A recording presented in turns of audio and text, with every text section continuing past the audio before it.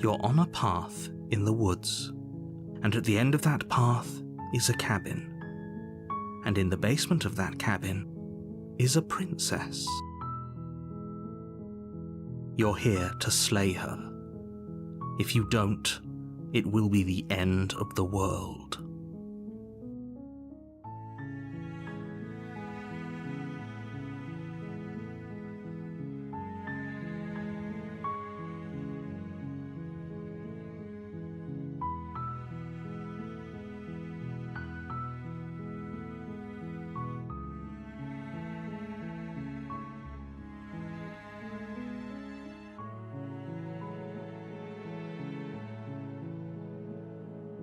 Of course I haven't. Why would I even consider that?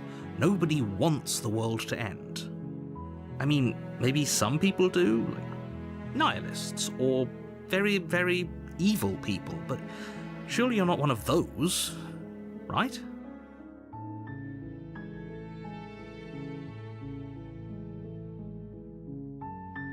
I'm talking about the end of everything as we know it. No more birds, no more trees, and perhaps most problematically of all, no more people. You have to put an end to her.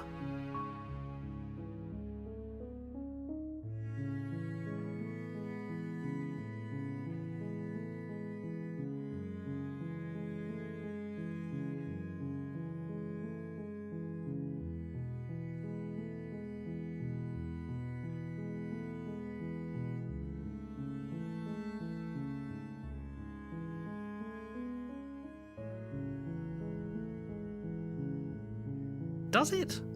Are you a monarchist? Is slaying a princess that much worse than slaying a fisherman or a miller or a seamstress? If anything, slaying a princess is much better than slaying a seamstress. Seamstresses contribute something of value to society.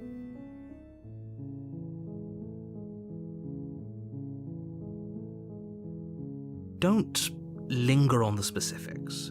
You have a job to do here. Just get in there and do what needs to be done. We're all counting on you.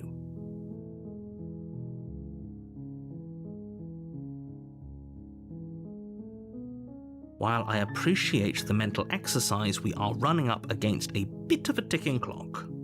Nevertheless, let me assure you, the princess is locked up because she's dangerous. She is not dangerous because she's locked up. And before you decide to waste even more of our time by asking how I know that, let me suggest a more pragmatic lens through which to view this situation. Causality doesn't matter here, because the end result is the same no matter what led us up to this point. If the princess leaves the cabin, the world will end, and there is no changing that. It's no use arguing semantics over a metaphorical chicken or egg, because the egg is hatched and it's about to ruin everything. Unless, of course, you do your job and slay her. Look, you're already on the path that leads to the cabin. Why would you be here if it weren't to complete a very important task? You've made it this far, you might as well reach the end of your journey. Oh, if only that were the case, but I don't make the rules. I have to say, I'm surprised at your reluctance thus far, but unfortunately for the both of us, you're the only one who can pull this off. Like I said, I don't make the rules, no matter how much I wish I did.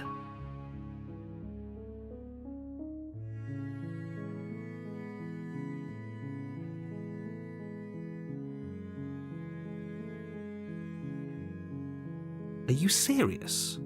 No, you have to do it.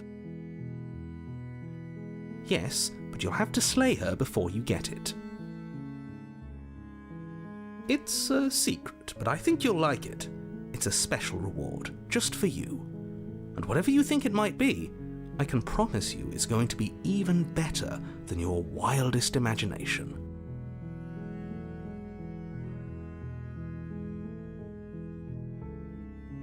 Then I guess we'll just have to see what happens, but a word of warning.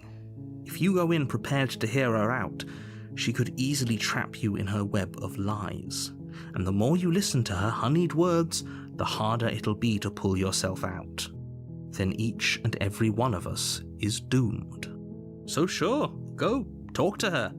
See how that turns out for all of us. You make your way up the short path to the cabin. You'll find the princess within. We're not going to go through with this, right? She's a princess. We're supposed to save princesses, not slay them. Ignore him. He doesn't know what he's talking about.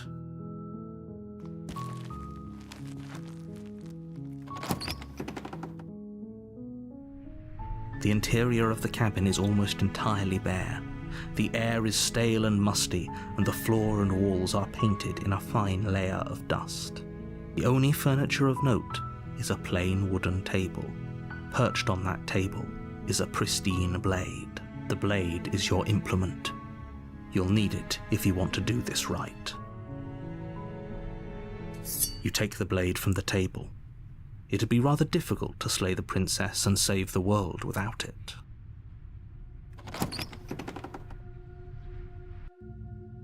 The door to the basement creaks open, revealing a staircase faintly illuminated by an unseen light in the room below. This is an oppressive place. The air feels heavy and damp, a hint of rot filtering from the ancient wood. If the princess really lives here, slaying her is probably doing her a favor. Her voice carries up the stairs. Who's there? She sounds dangerous. It's almost as if she's the one in charge down here.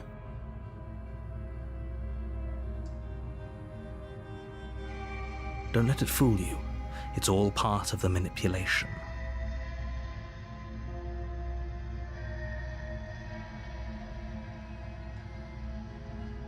Good. You're still listening to reason. You walk down the stairs and lock eyes with the princess. There's a heavy chain around her wrist, binding her to the far wall of the basement. She's so coldly beautiful. Is she really a threat to the world? Focus on the task at hand. And there you are. Are you here to kill me or something?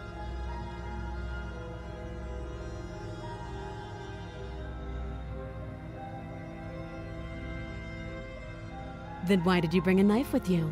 How about you drop it, and then we can chat? She makes a compelling point. What if we just dropped the blade and talked? Look at her. It's not like she's a threat. Don't you dare. It's fine. We can decide what we want to do after we talk to her. Maybe she really is a monster, but killing someone in cold blood isn't very becoming of us. The blade tumbles out of your trembling hands and drops to the floor with an unceremonious clang. Thank you. Maybe now we can just talk. Against your better judgment, you step forward to speak with the princess face to face. Unarmed. We'll be fine. I don't know what you're hoping to accomplish here, but I can assure you there's no reasoning with her. Just make sure you don't forget about the blade on the floor. You're going to need it. So here we are. What an awkward start to a relationship.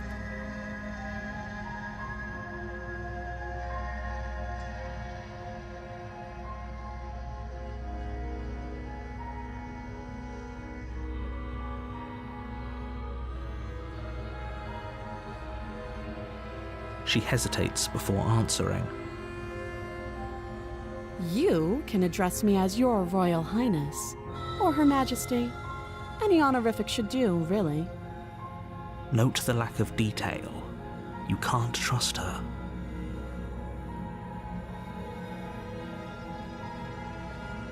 You can't. Don't bother. I'm guessing you don't have the key then. I'm sure there's a key somewhere around here, and if there isn't, well, we can always put that knife to good use. Her sharp eyes settle on the edge of the blade. She isn't suggesting what I think she's suggesting, right? She is. I'm sure of it.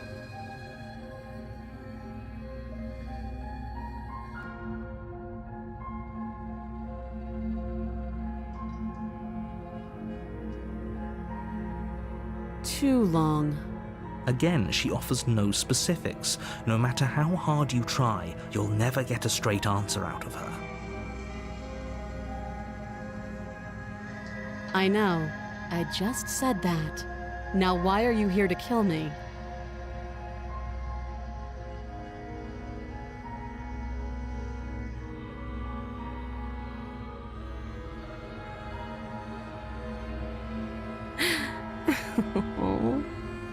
That laugh. I think I'm in love. Stop it. I have no idea. To be honest, I don't even know why I'm down here, or how I got here. I was kind of hoping you might be able to shed some light on the whole situation.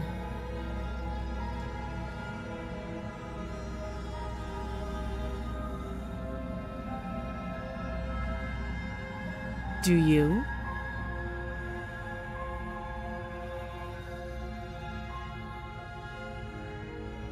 So, you're not going to share? How pointless. If you want to talk, I'll talk. But this isn't talking.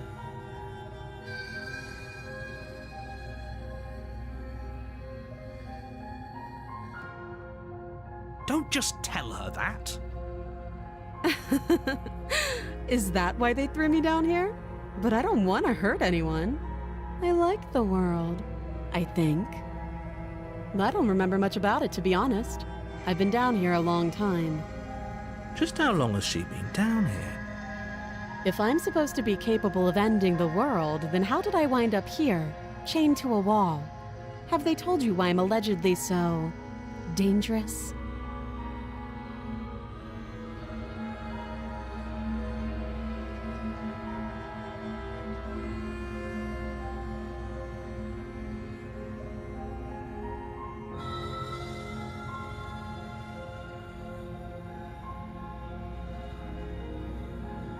Ending the world seems like an awful lot for just one person to do. I wouldn't even know where to start. I believe her. She doesn't have to know how to destroy the world to be capable of doing it. At the end of the day, whatever the two...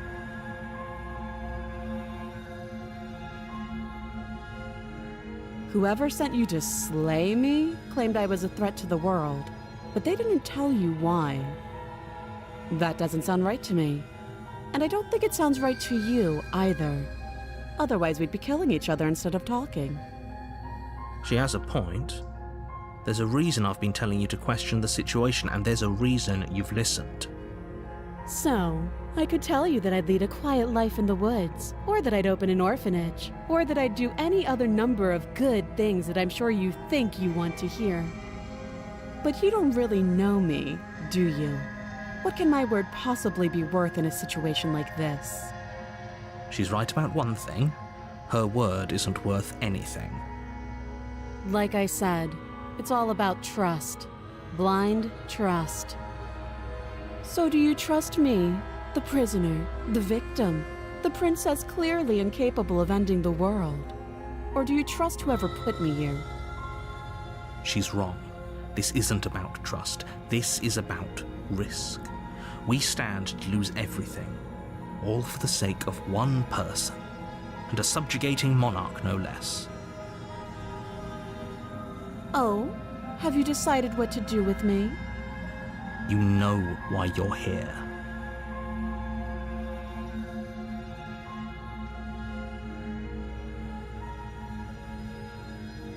Oh, you have to be kidding me.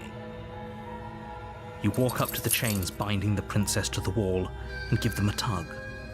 They're large and heavy, far too solid for you to even imagine trying to break them apart.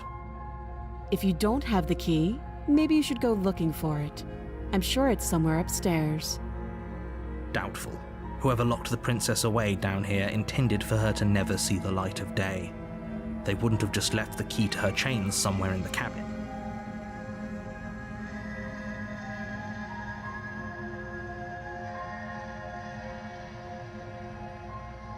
I'll be here. You attempt to make your way out of the basement, but the door at the top of the stairs slams shut. You hear the click of a lock sliding into place. Is someone else here? You try the door, but it's locked from the outside.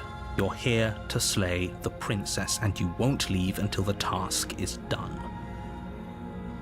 Your shouts and pleas are met with silence. I'll repeat myself once again. You're here to slay the princess, and you won't leave until the task is done. You make your way back to the bottom of the stairs. This would have been so much easier if you'd simply slain her like you were supposed to. Easier for whom? Easier for everyone. I heard the door slam. They locked you down here too, didn't they? The knife. Pick it up and cut me out of here. You won't like what happens if you do that. Against your better judgment, you place the blade against the princess's arm, just above the massive, unyielding chain.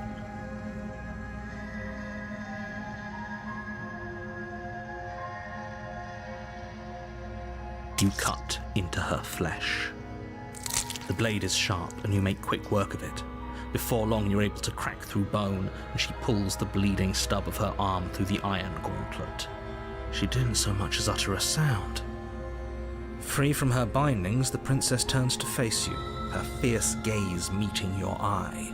How is she so composed after losing an arm? It's like she isn't even bothered by it.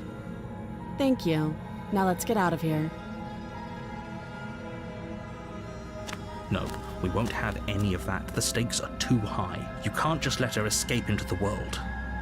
No, I just can't let her escape into the world. As the princess approaches the bottom stair, your body steps forward and raises the blade. Wait, this isn't fair. You can't just do that. Watch me.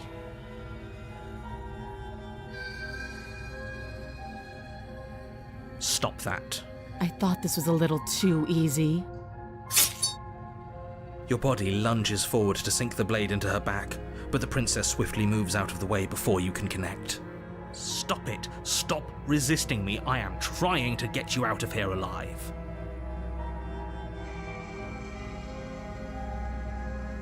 The blade. Move the blade. You're doing your best to help me, aren't you? I can see the conflict in your eyes. I'll make this quick. She steps forward and pries the blade from your rigid hands. Maybe I'll see you in another life. And then she slits your throat with an almost clinical ease. Her face remains unchanged as she watches you collapse to the ground, blood flowing from your butchered neck. This is the end, isn't it? I'm afraid it is. Everything goes dark, and you die. I hope it was worth it.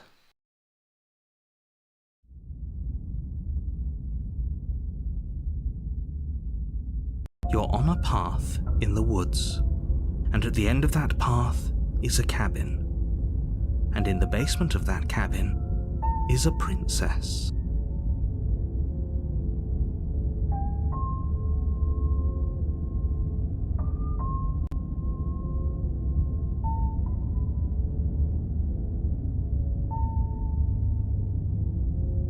You're here to slay her. If you don't,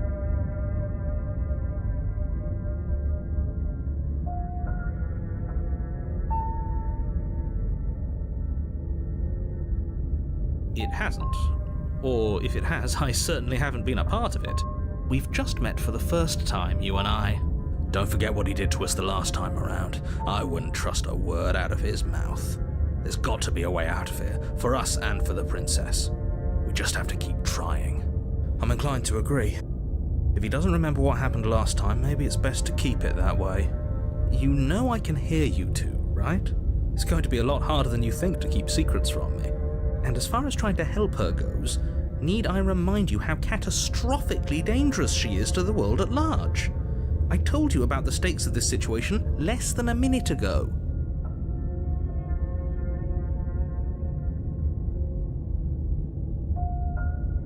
Those are two very different questions, but fine, I'll indulge you if that's what it takes to get you moving.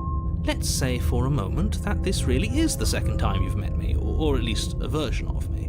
If you're back here, I'm assuming you died, which probably only happened because you didn't listen to me. The absolute irony. Well, that's one way to put it, I guess. You really don't remember what happened last time, do you?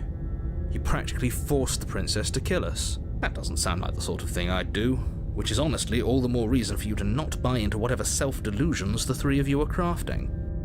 But this is a thought experiment, so I suppose I'll continue to give you the benefit of the doubt. If I did practically force the princess to kill you, it was probably for a good reason. Did you try and free her? Did you say something really mean to me? Because if I really did what you said I did, you probably deserved it. I'm a professional, after all. Sure you are. Anyway, I believe your second question was, what's the point of doing anything? If you're asking that, it sounds to me like you're making the rather dangerous assumption that your actions last time around didn't have any consequences. What do you mean? Of course there weren't any consequences. You forced the princess to kill us and now everyone's right back where they started. That sounds pretty consequence-free to me. Yes, but in this purely hypothetical scenario, that begs the question of how you got back here. Did time simply rewind itself, or were you instead transported to a different world entirely? If it's the latter, what do you think happened after you died? Do you think the people there lived happily ever after? Or do you think that the princess, left unhindered, brought about the end to everyone and everything, just like I told you she would? What a conveniently ambiguous group of things for her to ruin. For all we know, the princess left the cabin and never saw another soul. Oh, how I wish that were the case, but if the princess weren't a certain, inevitable threat to the world, the four of us wouldn't be here. You're talking in circles. No, I'm talking in facts. Just be quick about it.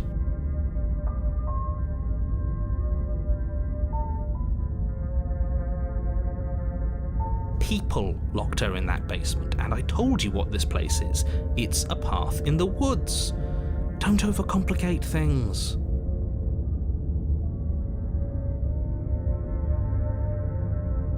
Look, I'm not supposed to say this, but it's because you're special. You're the only person capable of doing this. Call it a prophecy, if that helps, but it's just the way things are. Oh, I didn't know we were special. Of course you're special. Why else would you be here? Yes, right. We're here because we're special. Look, you're annoyed that you're here. I get it. I'm also annoyed that I'm here. But we're all in this together, and we're dealing with a bit of a ticking clock right now, so please just get to the cabin.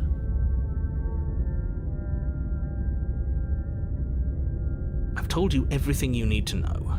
Going into more detail would just overcomplicate an otherwise very simple situation and make your job more difficult. Not to sound like a broken record, but the less you know about her, the better things will go for all of us. I know it sounds like I'm hiding something, but you're just going to have to trust me here. She just can. Believe me, I wish I could tell you more, but you'll just have to trust that what I'm saying is true, and that, despite it all, you're fully up to the task that's been given to you. You haven't given us an ounce of proof. You do know that, right? What proof could you possibly ask for? Literally anything. Fine. Check your pockets. You put your hands in your pockets and pull out an envelope with the words, "The Evidence," written across the front. Within, you find a note in your handwriting. It reads, "The princess will end the world if you don't stop her. This is an immutable truth." That doesn't prove anything. How do we know you didn't just forge our handwriting? I wish I could tell you more, but there are some rules I have to follow for all our sakes. Please just trust that these rules are in place for a reason. I'm on your side. You mean you're on our side as long as we do what you tell us to? Exactly. Because you not doing what I tell you to do means you're putting the world at risk. I think we've got everything out of him we're gonna get. Great. Now, if you don't mind, the whole world is waiting with bated breath for you to save it from ruin. a warning before you go any further. She will lie, she will cheat, and she will do everything in her power to stop you from slaying her. Don't believe a word she says. Yes, don't believe a word she says. Just go in, take the knife, and do what you're supposed to. Wink. Did you just say wink out loud? No, I didn't. Wink. Just ignore this clown and focus on the princess.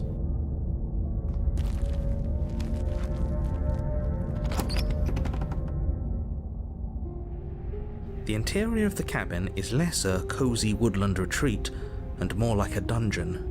A few pathetic wisps of starlight attempt to illuminate the cold, uninviting stone walls, and thick, wrought iron bars barricade the windows, reminding anyone who enters that this is a prison. The only furniture of note is an iron table, bolted to the floor, a pristine blade perched on its edge. The blade is your implement. You'll need it if you want to do this right.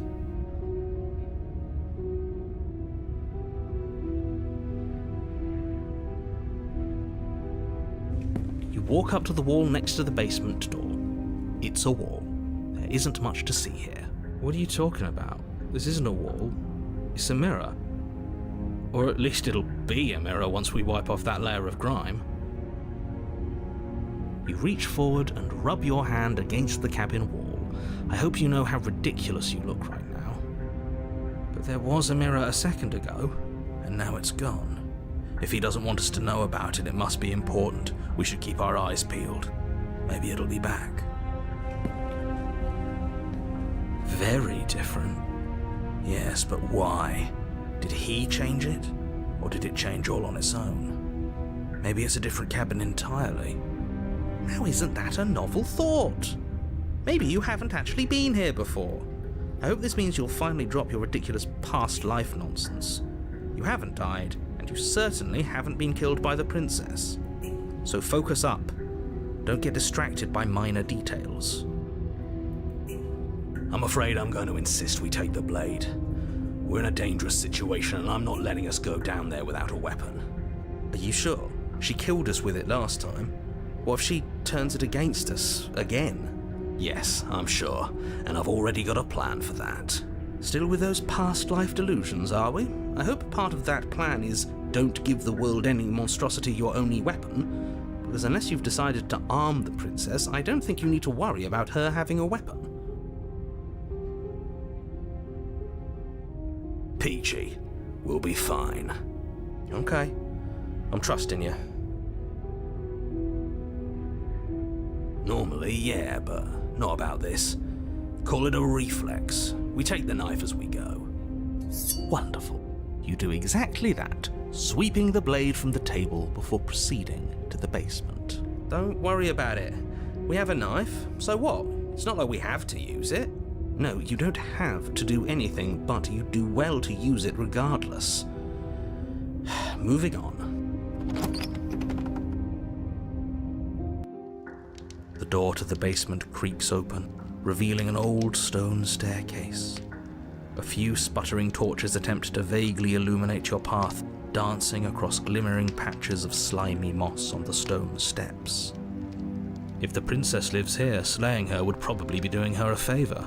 Her voice, harsh but controlled, carries up the stairs. Is that a visitor I hear? Please, come downstairs.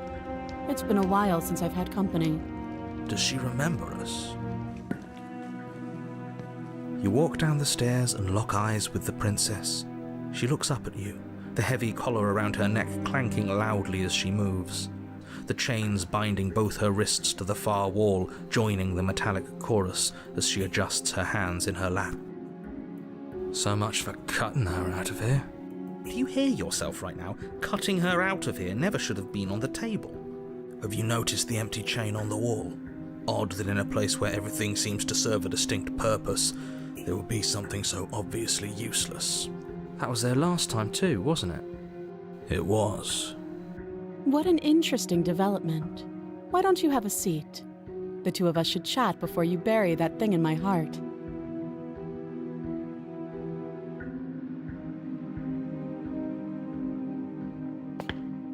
You step towards the princess, but she stops you before you get too close, holding up one shackled hand. There's fine. I'd prefer we keep some distance until we've sorted this out. That's reasonable.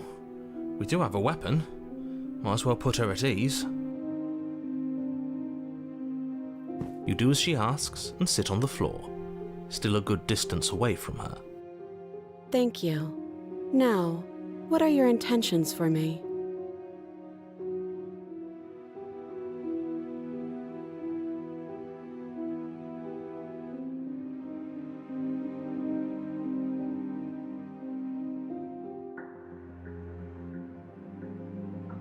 Let me borrow that knife. Don't worry, you'll get it back. That's ominous. But she seems confident. Whatever it is she has planned, I think she knows what she's doing. Oh please, she's just putting on an act to disarm you. That much should be obvious. In case you need to hear a voice of reason, it would obviously be unwise to give away your only weapon. Though if she isn't bluffing, whatever she has planned might be for her benefit alone. There's no guarantee that what's good for her is good for us. So, what should we do? I don't know. I'm just spelling out our options, listing the pros and cons. Then let me help you. I'll start with the cons. If you're handing her your weapon, the cons are that she might use it to escape and end the entire world. And she might use it to kill you. That doesn't sound great. What about the pros? There are none. The pros are that we can't trust him. Possibly even more than we can't trust her. And whatever she has planned could do something to mess with what he has planned. Or maybe they're both screwing us over in their own ways.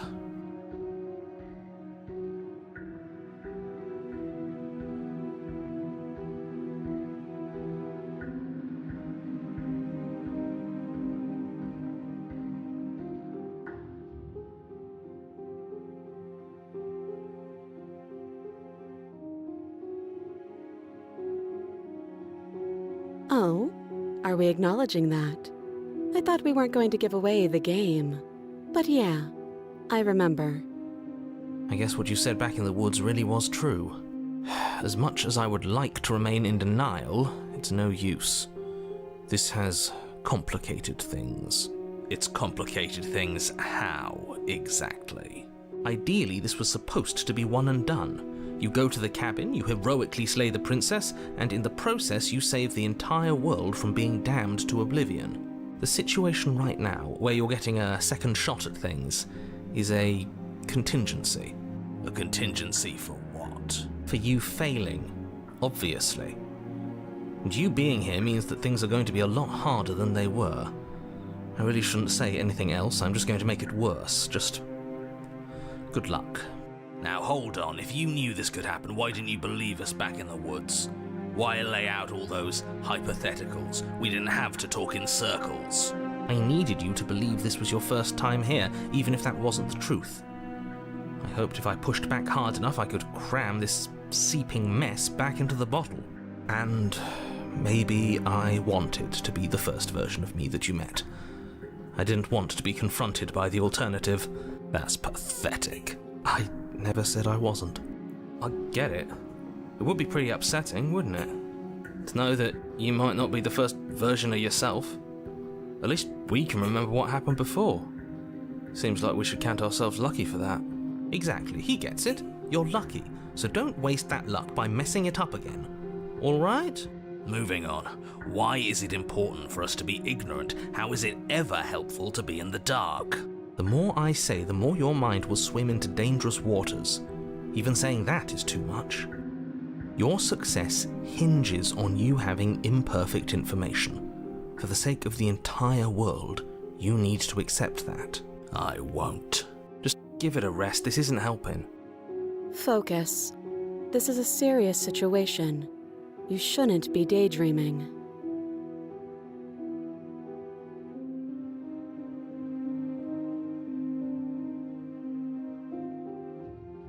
Nothing happened. You died. I went upstairs. I couldn't leave. I found myself in a new place in chains again. More of them. And now you're back. Is that really all she knows? It's not like we have much of a clue about how things work. And she's probably even more in the dark than we are. You're looking at me like I might be hiding something. I'm not. I guess it's possible she really doesn't know anything. Maybe both of us are stuck in this loop without any idea why or how. I don't know, but you could always try it on. Maybe it'll fit. I hope I don't actually have to say this, but please don't lock yourself in chains. We need you ambulatory if you're going to save the world.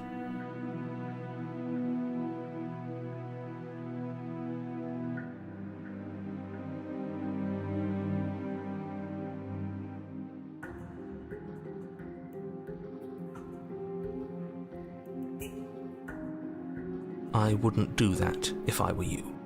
And why is that? Do I even need to explain myself? It's a shackle and it's one without a key. Do you want to be stuck here like she is? And what? Is it going to lock the second we put our wrist into it? I don't know. Maybe it will. He doesn't want us to look at it. That's all the reason we need to investigate. But what if he's telling the truth? He isn't. I am.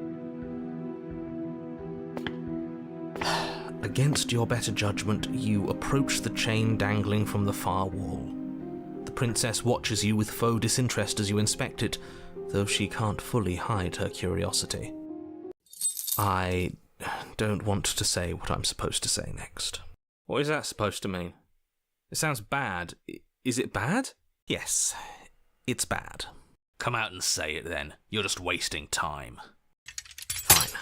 As you hoist the shackle, its heft shifts within your grasp, as if pulled by some odd magnetism. Before you can so much as blink, it practically leaps from your hands, snapping around your neck. And, as if your situation weren't bad enough, the same magnetism repels your blade, which is flung from your hand and sent skittering across the floor of the basement. Excuse me? Yes? Are we stuck here now? Yes. Huh, so it does fit. And I guess it doesn't like your knife. We're stuck here together, aren't we? That's funny. What are we supposed to do now? Can't even cut ourselves out. Guess we'll starve. That's horrible. It's not all bad. We learned a valuable piece of information. Not to touch things we're specifically told not to touch? No, that there's something special about this loose chain. It's clearly important.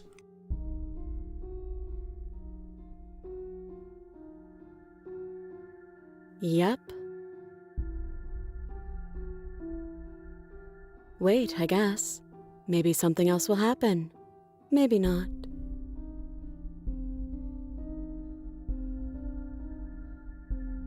Nope. That's rude. You and the princess wait in silence, though neither of you knows what you're waiting for. But you're waiting for something. You're waiting for anything. This is so boring. There must be something we can do to get out of here. There must be something we're missing. But there isn't. Time passes. It passes and passes and passes. And the basement of the cabin remains much the same. It is cold and silent. At least the world is safe. It isn't. You're stuck. Too far away from both the princess and your blade to do much of anything. But she's not ending anything. She's just sitting there. Her very existence is a threat. It harms everything around it. How exactly does that work? It just does. But your line of questioning is interrupted by the passage of even more time. And after that, even more time passes again. And let me guess, the cabin remains the same.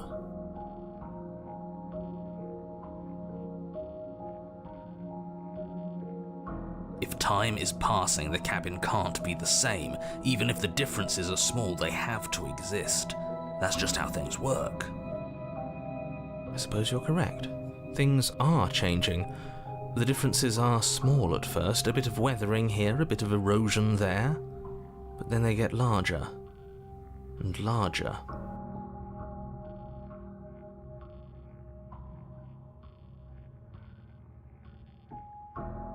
You continue to wait in silence, and the cabin continues to change. The decay comes faster now. You can see earth through holes in the stonework, can watch lichen spread along the seams of the walls. That doesn't make sense. Has our entire concept of time changed? What happened to starving? We should have died by now if the rocks around us are starting to erode. She hasn't starved. I guess she hasn't. Even more silent time passes as you watch roots push themselves through the increasingly porous walls of the basement.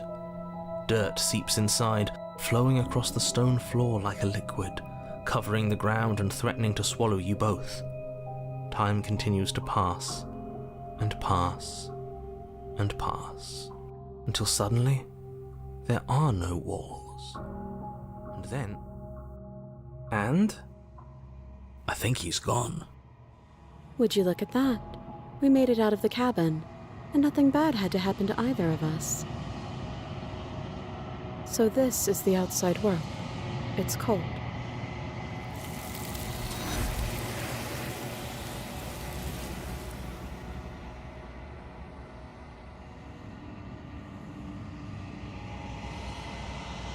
She's gone. Where did she go? Should we try and find her?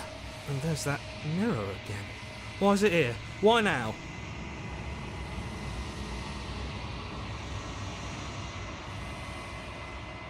There's something dreadful about it.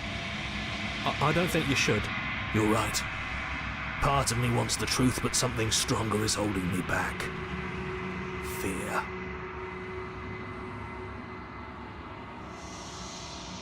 If there's even a her to find anymore. You're right. She's gone. It's just us and that awful thing. It is. Does that mean the world ended? It must have. Do any of us know what the world ending is supposed to look like? I'm begging you, don't do this.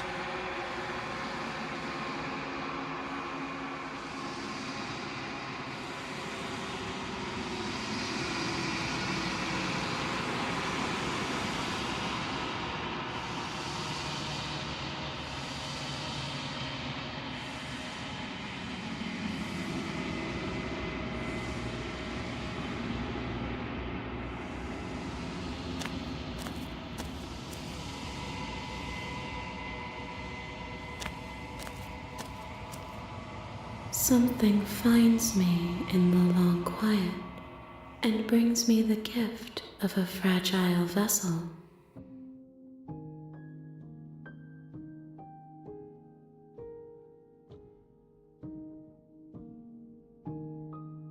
I am solitary lights in an empty city. What are you?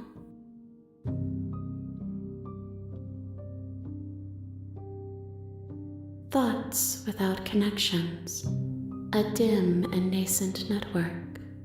I wish to be more. I think that you are like me. We are oceans, reduced to shallow creeks.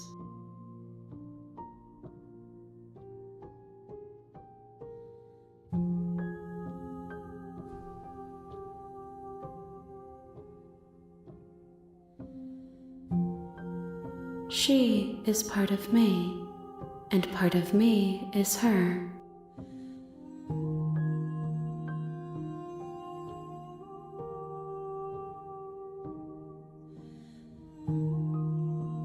Yes, nerves and fibers to feel the worlds beyond, perspectives to make my own. This one is determined, but also cautious. One that would rather let the world move around her than move it herself. She will make for a patient heart. Do not mourn her. She is exactly where she needs to be.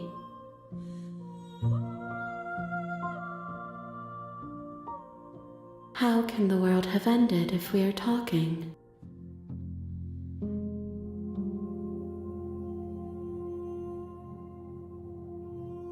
I know only that they are. You are familiar, but you are not me. I feel sadness, longing, hope, as I witness you. Nothing as we are, but I know that there are worlds beyond us, and that we are meant to reach them. There is no exit, but this vessel is a creature of perception. She can make you forget, if only you believe her to be able to. Bring me more perspectives, so that I may be whole, and perhaps then we will know our freedom.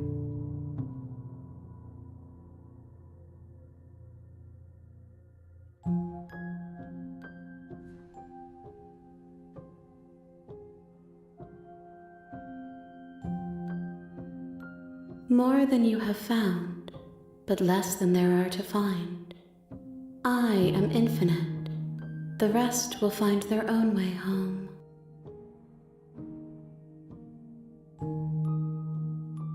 I have not lived. I am not afraid to die.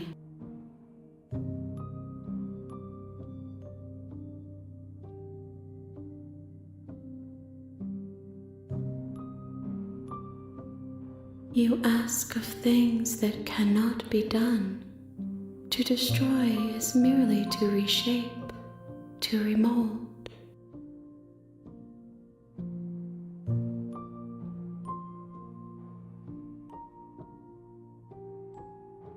She asks that I tell you to remember her. You won't.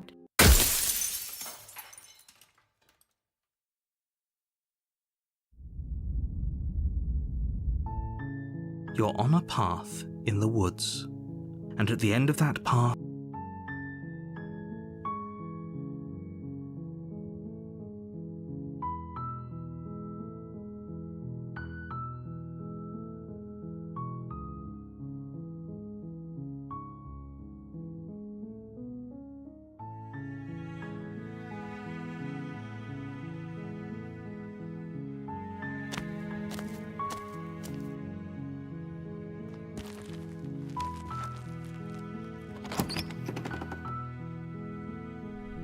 the interior of the cabin is almost entirely bare. The air... You take the blade.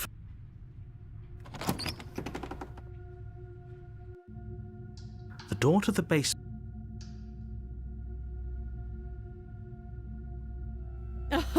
Oh, are you now? Why don't you come down and let me take a look at you? Great job. You gave away the element of surprise. Good luck, hero. You walk down the stairs and lock eyes with the princess. There's a heavy chain around her wrist, binding her to the far wall of the basement.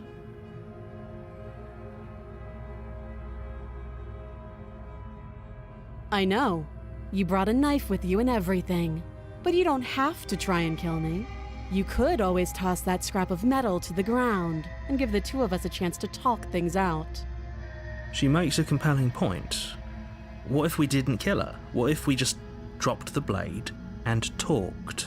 Don't you dare. It's fine. We can decide what we want to do. You ignore the trembling in your hands and tighten your grip on the blade. You poor thing. Your hands are shaking. Are you scared of me? Because you should be. You step forward, your grip on the blade tightening as you steel your resolve. Oh? No talking then? Fine. What even makes you think you can kill me? I'm probably chained up in this basement for a reason, right? And if that knife is the only weapon you have, you'll have to get close enough to use it.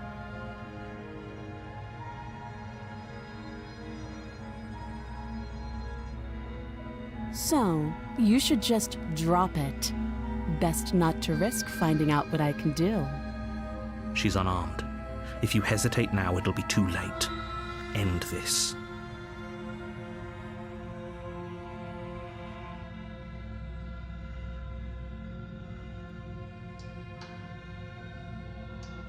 You go into this expecting to die. You're going to die. Hesitating? Why don't you drop the knife and the two of us can be civilized with each other? Then I'm not talking to you.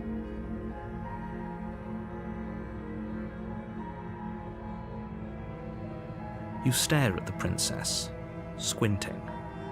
She squints back. The two of you are going to do this forever, aren't you? You squint even harder. So does she.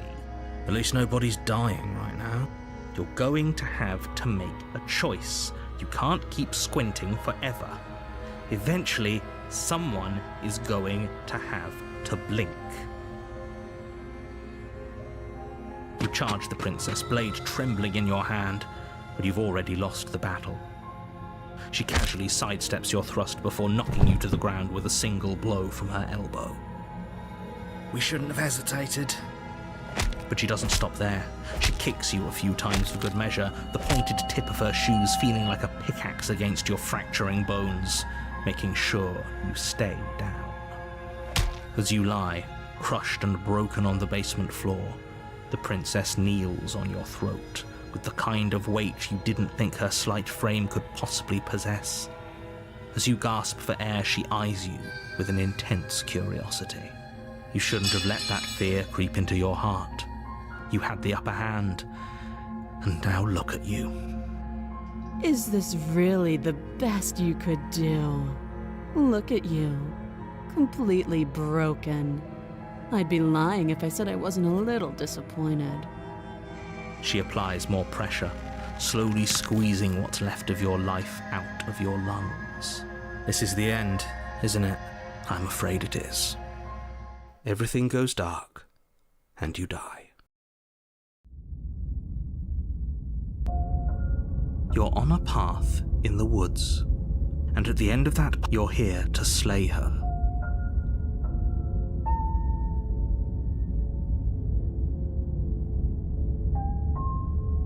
Again? People don't die twice. You haven't even met the princess, and I hardly think she'd be capable of killing someone as skilled and courageous as yourself. If he doesn't remember what happened, then maybe it's best to keep it that way. You know I can hear you, right?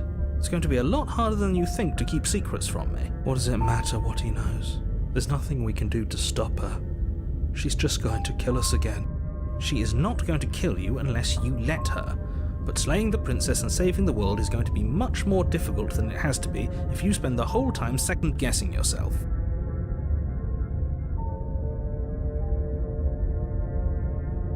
Those are two very different... Let's say for a moment that this really is the second time. You died last time, which probably only happened... Of course we died. We couldn't land a single blow on her, and she broke every bone in our body before she decided to let us die. What were we supposed to do to stop her then? What are we supposed to do to stop her now? It's pointless. She's just a princess. Slaying her shouldn't have been difficult, but congratulations. You've been given another chance to actually do this right. And I believe your other question was something along the lines of, oh, what's the point of doing anything? What do you mean? Of course there weren't any consequences. Yes, but in this purely hypothetical scenario, if it's the latter, do you think the people there lived happily ever after? Or do you think that the princess, left unhindered, brought... If she ended the entire world, why should we even bother? We might as well just walk up to that cabin, break her chains and let her do whatever she wants. It's all the same in the end. Just because she's capable of ending the world doesn't mean you're not capable of slaying her. Both of those things can be true at the same time. So chin up.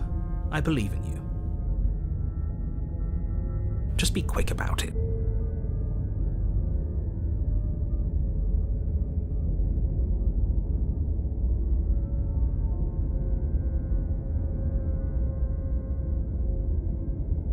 She is just a princess. Whatever you think happened to you last time, just... Or we could pledge ourselves to her and stop pretending that we're capable of doing anything in this situation. She probably doesn't even need to try to overpower us. Can we tone down the pessimism just a smidge? I'm not being a pessimist. I'm just being realistic. You're being annoying. Just ignore their bickering, and whatever you do, don't pledge yourself to her. I cannot stress enough how absolutely catastrophic that would be for everyone, yourself included.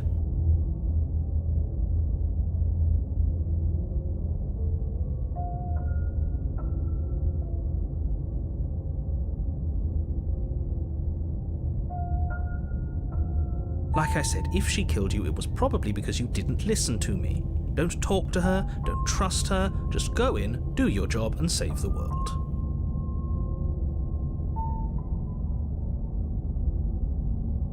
Great. Now, if you don't mind, the whole world is waiting with bated breath for you to save it from ruin. A warning before you go any further. She will lie. Lying? Cheating? Why would she even bother? She didn't need to do anything like that last time. She caught us off guard last time. We'll be fine.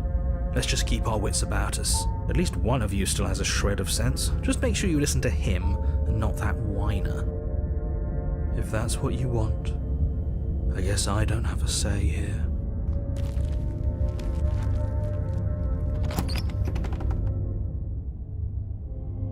The interior of the cabin is larger and more grandiose than its humble exterior would suggest. The only furniture of note is a massive marble altar with a pristine... The blade is your implement. Why do we feel so small? We don't feel small. We are small.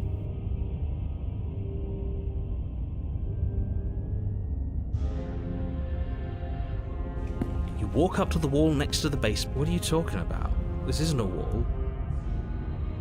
You reach forward and rub your hand against the cab. We should count ourselves lucky. Some things are better left unseen. Maybe that's because you haven't actually been here. You take the blade from the altar. It would be difficult to slay the princess and save the world without a...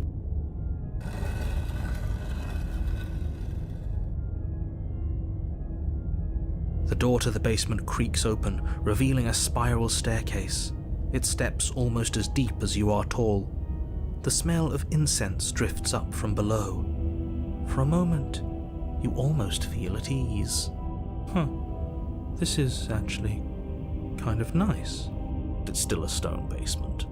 If the princess lives here, slaying her is probably doing her a favor.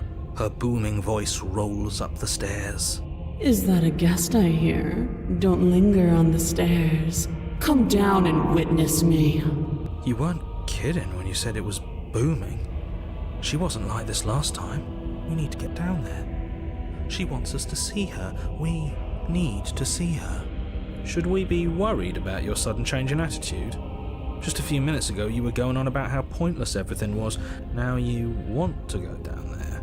It doesn't matter what that little voice says. He's not the one making the decisions. Though if his ramblings get you to the princess, they get you to the princess. Making your way down the spiral staircase is a time-consuming and exhausting effort, every step requiring you to clamber over one edge before dropping to the next. But soon the end comes into view, and you tumble to the bottom, entering the vast, temple-like room beyond. The princess towers over you, almost glowing in the weak starlight, her figure framed by a stained glass window. Her long hair billows around her, and a chain binds her wrist to the far wall. The chain is nothing to her. It might as well be a toy for all the good it would do. I told you it was pointless to resist her. The little bird has returned to me. I wonder what he wants. You've brought that knife again, even though you know it's useless. Such charming audacity. Drop it. The blade slips from your fingers and clatters uselessly to the floor. We didn't have to do that, and yet you did. She's so much more than us. You wouldn't understand what it feels like to be in her presence. Oh, I understand what's going on, and you'd better snap yourself out of it. Kneel. On her command, you fall to the floor, knees painfully connecting with hard stone. That's my good little bird. Now, why don't we talk? The last time we met, you couldn't even scratch me. And yet here you are again, trying to succeed where you've already catastrophically failed. What draws you back here beyond the empty halls of death? Speak. The last time we met? I suppose that lends credence to our conversation in the woods. Still, whatever you do, don't tell her why you're here. It's best not to give her any ideas. You weak-willed buffoon. Is that so? The princess closes her eyes in contemplation. Something about that thought wraps itself around my heart. It feels like a fundamental truth to my being that I'd somehow forgotten. The collapse of the old is a necessary prelude to the birth of the new, and the world as it is now is overdue for alterations. It's time for me to seize my destiny, and you, little bird, will help me seize it. She's inevitable. There's nothing else for us to do but help her. Maybe she'll be nice to us.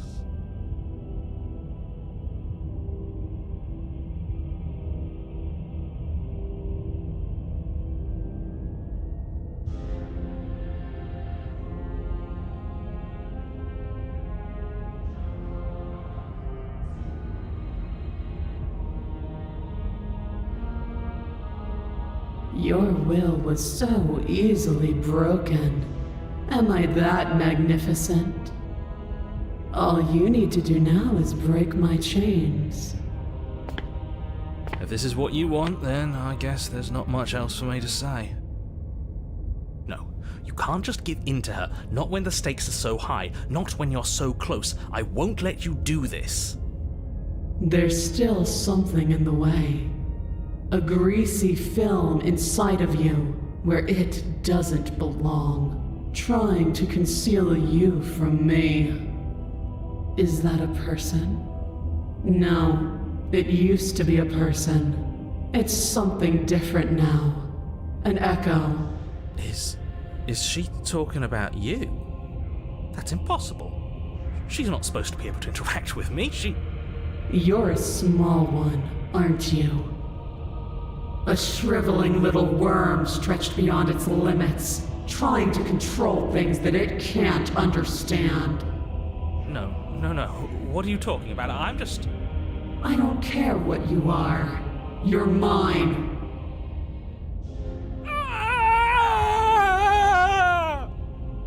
Rise, my little bird. Without hesitation, you're brought to your feet. Break my chains. And how are we supposed to do that? All we have is a blade. All you need to do is believe it's been done.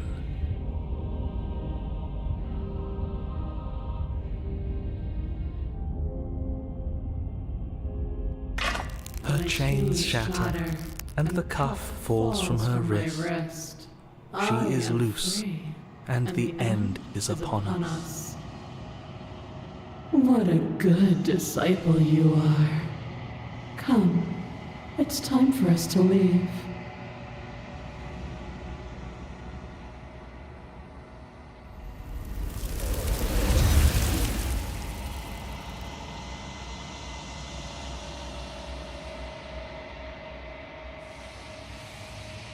She's gone. Where did she go? And there's that mirror again. Why is it here?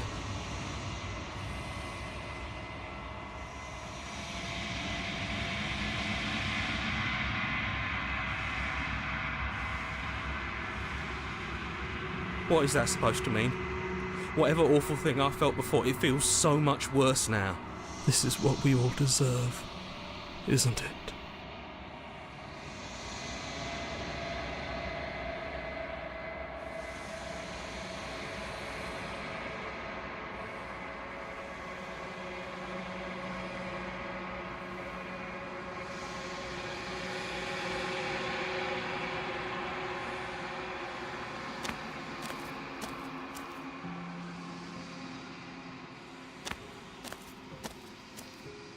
Flickering lights and empty cityscapes become pockets of vitality and movement.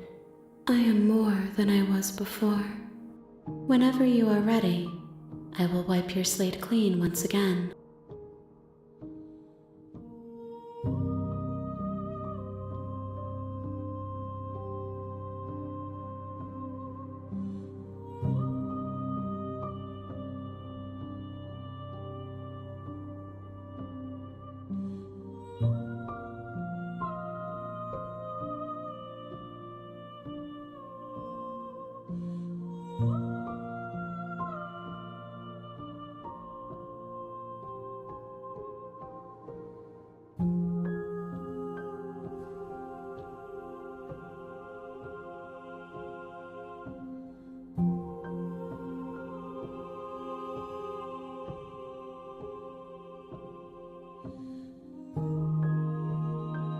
Eyes close in reflection.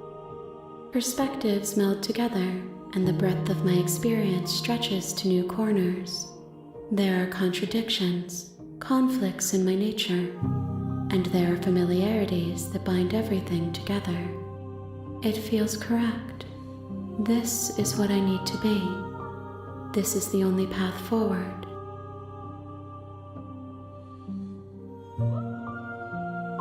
Is a child the same as an infant? I am an unbroken pattern, but every vessel gives fresh perspectives and carves new avenues of expression. I am different, but I am the same.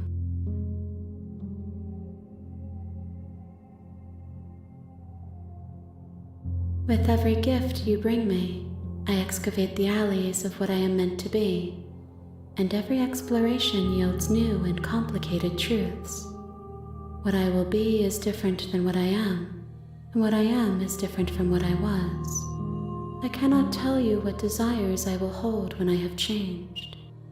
But in this moment, all I want is to know myself and to know you.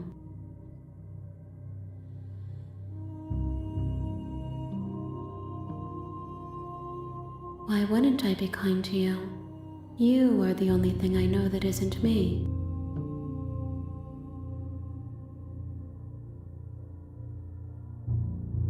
Gifts aren't what someone tells you to bring them. My joy is in seeing what you choose.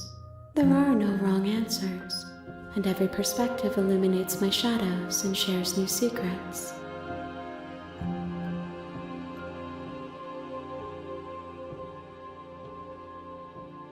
This one is dominance, a figure capable of bending everything to her will.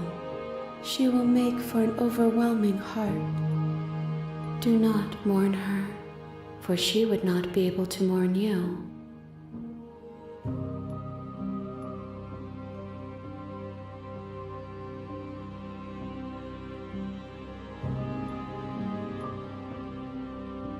My preference is for you to show me what you would like me to see. I cannot know the ways I wish to grow, for I have yet to feel them. It is you who guides me down the thin trail of perspective and memory.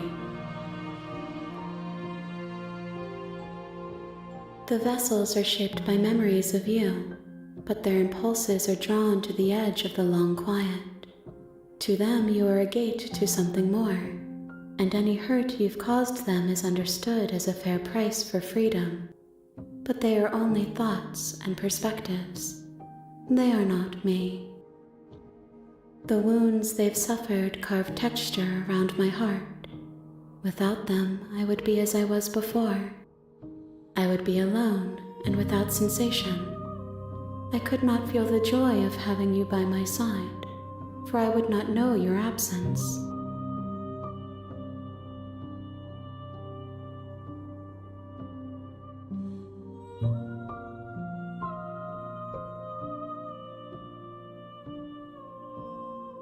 I will long for your return, but it will give me time to reflect on what I am. We will meet again.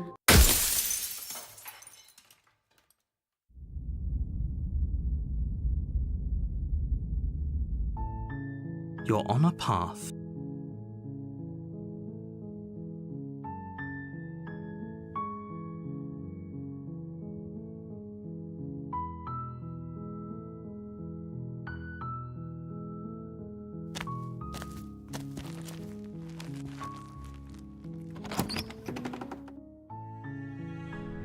The interior of the cabin is all...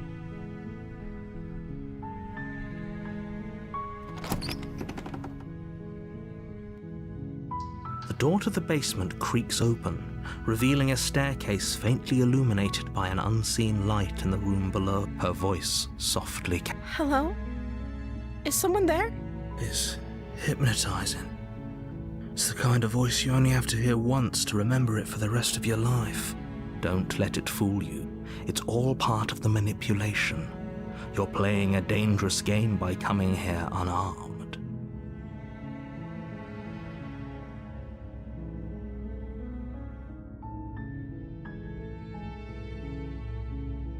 How many times do I have to tell you how dangerous letting her out of here would be before it finally sinks in? Wait, really? You're here to rescue me? I was starting to think I'd be stuck down here forever. Come downstairs. I want to see the face of my rescuer.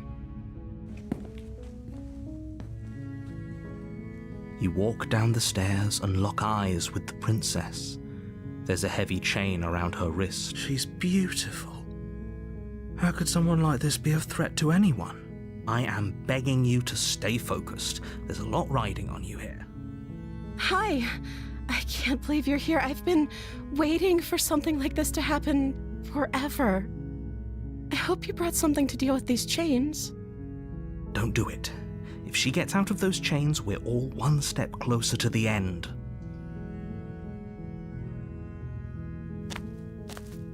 You're only making this more difficult. Thank you. Thank you. You're making a huge mistake. No, you're doing the right thing. You walk up to the chains binding the princess to the wall and give them a tug.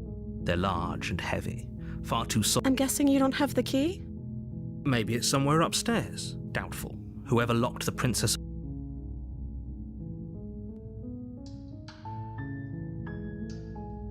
Okay. I'll be here. Good luck. You attempt to make your way out. Is someone else... You try the door. You shout. You're here to slay... You make your way to the bottom of the stairs. Easier for whom? Easier for everyone. Look at the mess you're in. I heard the door slam. They locked you down here too, didn't they? There's a slight panic rising in the princess's voice. If I could just get out of these chains, I know we could force our way out of here together. She barely hesitates before raising her arm to her mouth, her teeth tearing through her limb with the determination of a trapped wolf. As she rips her flesh from her bone, a sound comes from behind you, the clang of bouncing metal. It's the blade from upstairs. You're not sure how it made its way down here, but if there's a time to strike, it's now. Or we could use it to free her. You won't like what happens if you do that. Fine. Against your better judgment, you place the blade against the ragged, self-inflicted wound on the princess's arm, just above the unyielding chain binding her to this place. You cut into her flesh.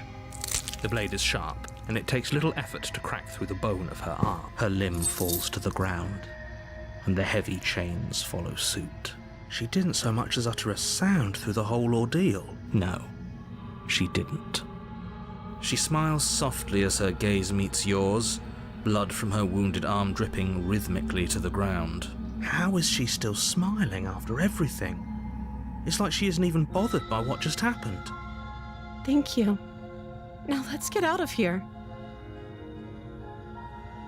No, we won't have any of that. The stakes are too high. You can't just let her escape into the world. As the princess approaches the bottom stair, your body... Wait, this isn't fair. You can't just do that. Watch me. What are you doing?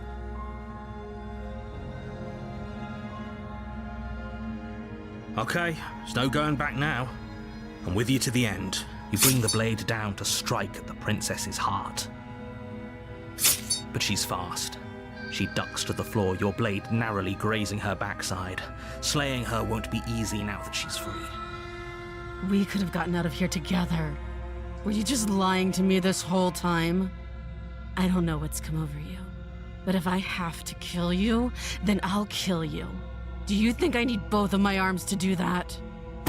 She pounces on you with the same animal ferocity she used to tear through her arm. But you have a weapon. You raise the blade, digging it under her ribs, aiming directly for the heart. It's not enough to stop her. You feel her claws in your throat, then her teeth, somehow sharp enough to pull apart your flesh and sinew with ease.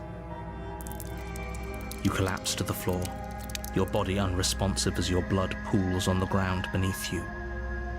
She stares down at your ravaged form, eyes shining in the darkness, dress stained in red as her blood and yours both seep into the fabric.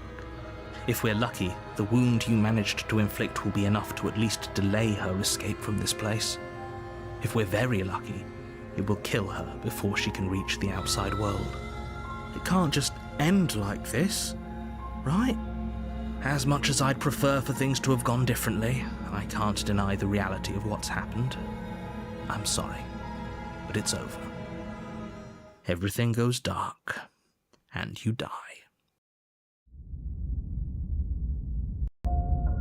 You're on a path in the woods, and at the end of that path, you're here to slay her.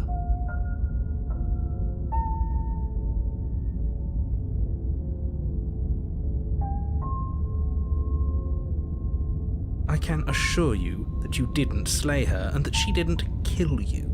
People don't just spring back. If he doesn't remember what happened, then my brilliant. We need to keep our cards close to our chest, and I'm not sure we can trust him. You know I can hear you, right? It's going to be a lot harder than you think to keep secrets from me. Did I say I'm not sure we can trust him? Slip of the tongue, bit of the old brain fog. I meant to say that we should probably head over to the cabin and slay that princess. We already know we can't trust her, so let's get on with the show.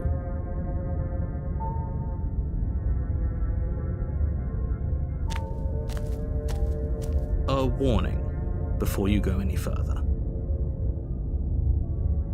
She will lie, she will cheat. Don't worry, you can trust us to get the job done.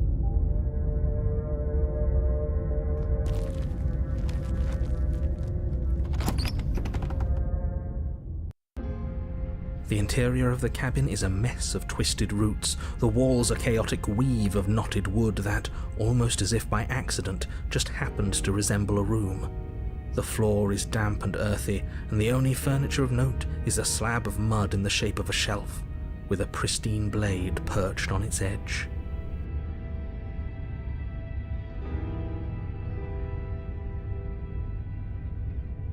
The blade is your implement. That's because there isn't a mirror. There's the muddy shelf, the blade sitting on the muddy shelf, and the door to the basement. There's nothing else in here. There's definitely a mirror, but he says there isn't one.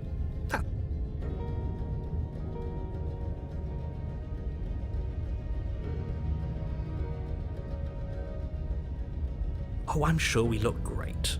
If only there was some sort of reflective surface we could examine.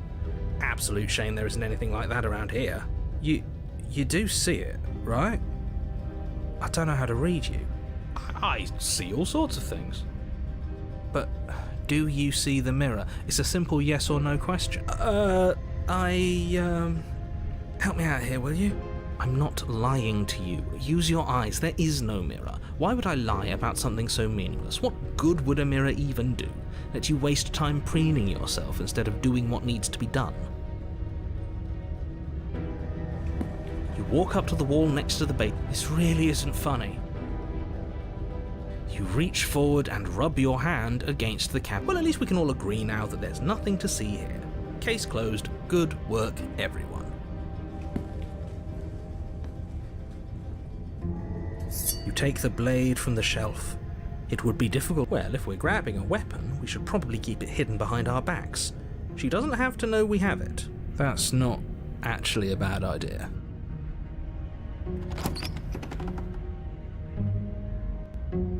The door to the basement creaks open, revealing a staircase dug into the muddy earth below. The ceiling is thick with roots that hang like locks of tangled hair. The weak starlight from the cabin windows behind you can barely penetrate the gloom here, only illuminating the edges of an opening below. It shines in the darkness like some kind of massive maw waiting to swallow you up into the earth. The air smells of dirt and copper. It's thick and wet, as if your lungs are being coated in mud with each intake of breath. If the princess lives here, slaying her would probably be doing her a favor.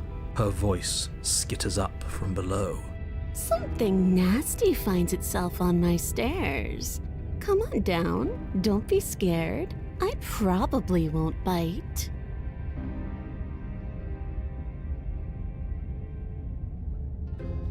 But you are. You're a wretched little thing.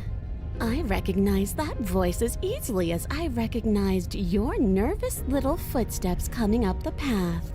I know who you are, and I remember what you've done. She must have you confused with someone else. She seems friendly enough. Maybe we can talk our way out of this whole situation. You can't. Unless you slay her right away, she's going to break free and end the world. There's no reasoning with what she is. Look, I'm just throwing ideas out there. I like to think out loud. I'm the kind of guy who likes a discussion. Don't we want to hear what everyone has to say before making any big decisions? Do you want to hear what everyone has to say? Or do you just want to hear yourself talk? You need to stop lingering. Your task is to slay the princess, not endlessly debate about what to do with the princess. Fine. You're the boss. Thank you. You descend the basement steps, entering the dark room below. You can just make out the shape of the princess in the gloom. She's huddled against the far wall, her eyes bright and glaring from amid the thick roots. And there you are, one hand tucked away behind your back, gripping that sharp, sharp blade, no doubt. That's no fair. How would she know that? So, we've dropped the pretenses. Good. You made a comment back in the woods about having been here before. Now she's acting like the two of you already know each other. Oh no. You've already been here, haven't you? That's pretty sharp. How'd you figure that one out? Call it deductive reasoning. Well, you seem to be great at it. So, you really don't remember us, do you? No, I don't. But you and the princess clearly have a shared reality, even if I'm not a part of it. I won't waste time fighting you on something that's clearly true. I'm just glad we could put all this behind us. Is it all behind us? Just focus on the task at hand. I don't care if you've been here before, and I don't care if you think you'll go somewhere else after this. My world is on the line right now, so I'd appreciate it if you would take this seriously and slay her. Let's chat her up a bit first. Maybe we can find a middle ground where everyone's happy. Don't talk to her. You're just going to make things more difficult than they have to be. Well, I seem to remember you having a tongue.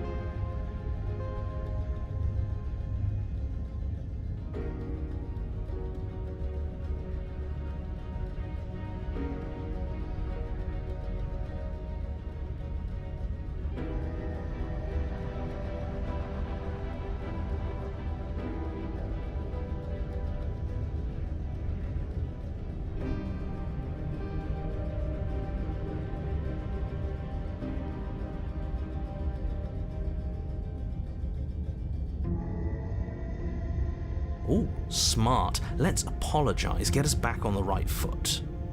The only mistake I ever made was thinking you would help me. And I'm not going to make the same mistake twice. Well, that leaves us at a stalemate. But unfortunately, I need you if I'm ever going to leave this place.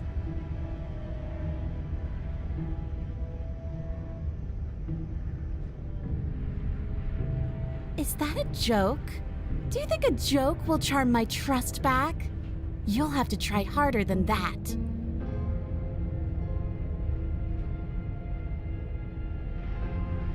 Oh, I don't need you to cut me out.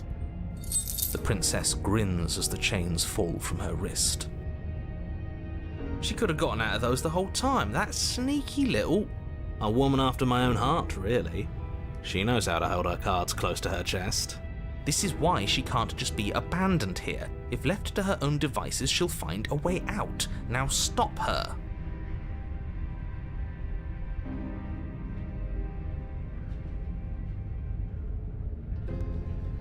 And why would I do such a thing? Is someone's guilty conscience getting to them? But I wouldn't worry. As much as I may hate you, letting you live is in my best interests. If you get me out of here, the only thing that will be dead and buried is the bad blood between us. Oh, that nagging feeling you mentioned is me, by the way. I'm actually a little anxious about a potential backstabbing event. She needs us to get out of here. We'll be fine if that's what we decide to do. You won't be fine because destruction is in her nature. If she gets out of here, that's it for the world, remember? Even if that's true, that doesn't automatically mean she's going to stab us in the back. I think that depends on your definition of words like stab and in the back. She might not literally do that, but you could very well symbolically do the same thing. See? He gets it. There's nothing wrong with looking out for number one.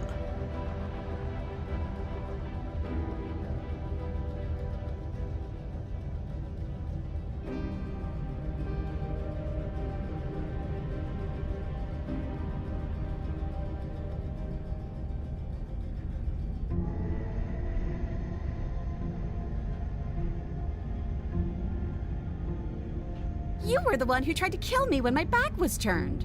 You were the one who started all of this. Only a poor loser twists their own failures around on the winner. Yes, let's. She creeps forward, taking one cautious step at a time until you and she are face to face. She never breaks eye contact, even as the two of you find yourselves face to face. She's silent for a long moment, as if testing to see what you'll do now that she's within arm's reach. After you, darling. You're the one it lets come and go. It's best if I follow. Oh no, we can't have that. If anyone is going to turn their back on anyone else, she's going to turn her back on us. It shouldn't matter who leads and who follows. We're working together here. Well, if it doesn't matter, then she can go first. We may be in this together, but that doesn't mean we have to trust her. We're armed and she's not. What's she gonna do? Bite us when we're not looking? You're talking a lot about trusting someone who, by her very definition, cannot be trusted. I don't know how many more warnings I have to dole out, but if you help her out of here, you're going to regret it.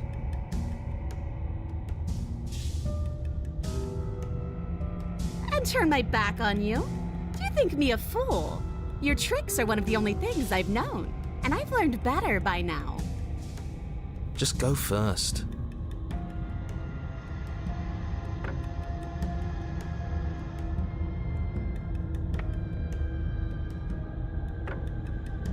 The princess leans close, her nose twitching as she sniffs your neck inquisitorially. What is she doing? I think she's trying to figure out if we're lying, so it's a good thing we didn't lie. Your stink is the stink of a wretch, but not of a liar. If I have to go first, I'll go first. But I'll have you know my ears are sharp, and I've got eyes on the back of my head. They'll be watching. Eyes on the back of her head? Does she really? No, we're fine. The princess pointedly turns her back on you and starts up the stairs. You follow close behind her, the two of you walking on tiptoes through the knotted roots of the basement stairs. It's time, boys! Stab her in the back! Do it! Do it now! Wait, I thought we were helping her escape. Of course we're not. You didn't buy all that noise I was putting down, did you? I was just waiting for a moment for us to strike. She has it in for us, you know.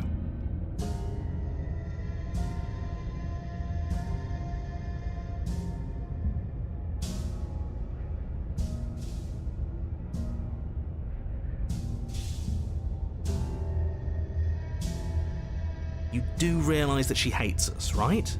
If we don't make the first move now, she's going to find a way to make the first move herself. Why would she do that? She wants to leave, which means we need to work together. And she knows that. She wouldn't just act against her best interests. I don't know, if I were her, I'd betray us. Look at me right now, suggesting betrayal. You really need to learn to put yourself in someone else's shoes. I'm with that little weasel. You have an opportunity to save the world. You should take it.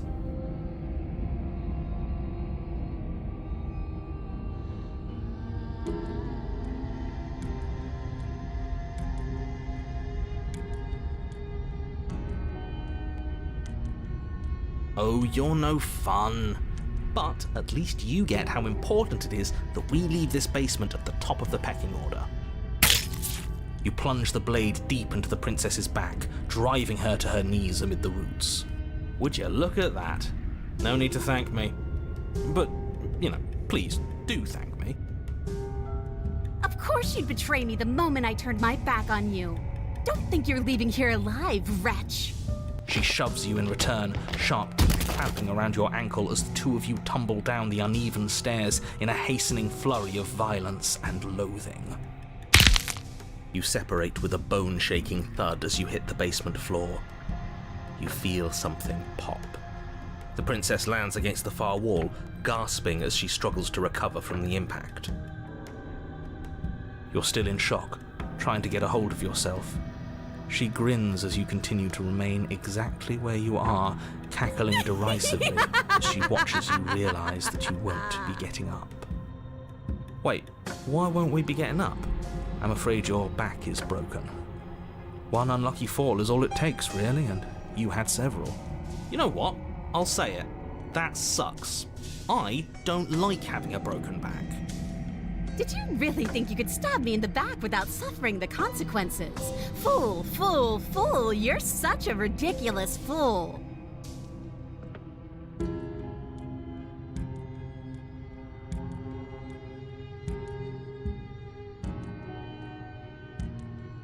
The princess lets out a mocking laugh.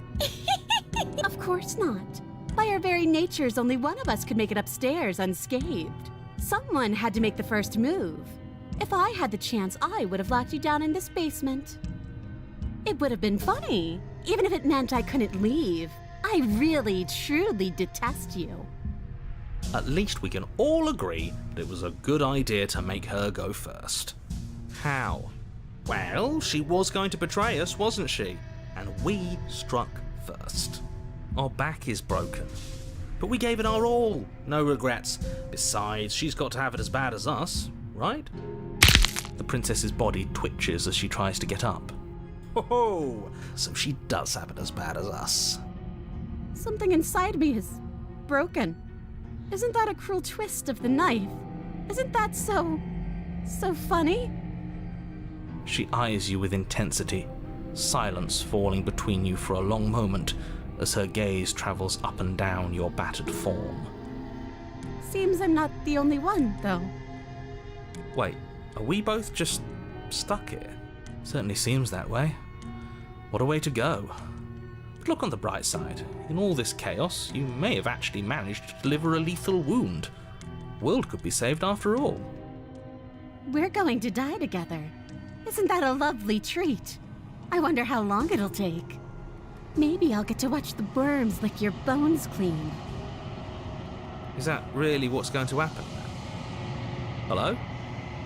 Are you still there? What happens next? I think he's gone. Something strange is twisting this place out of shape. I wasn't feeling much of anything, but now I feel cold.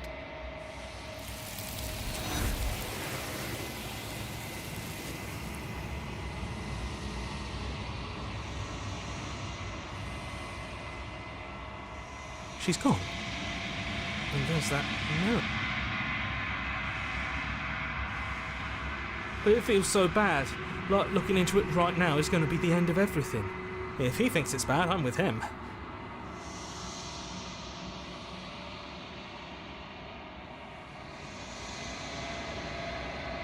What is that supposed to mean? Whatever, or you better watch your back. You can't get rid of me that easy.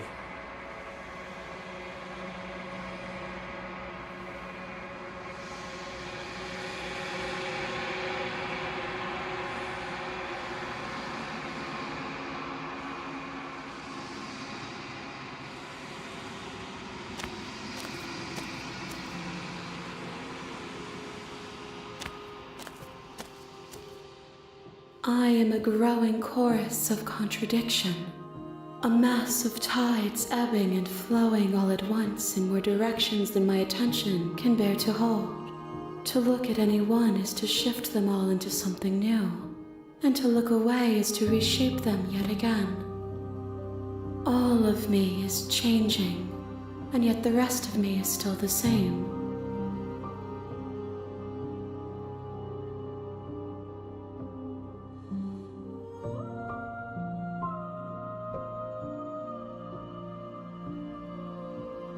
This one is hope marred by bitterness and betrayal. She could see the end of the tunnel, and the door was closed on her. She will make for a righteous heart. Do not mourn her. She is finally on the other side.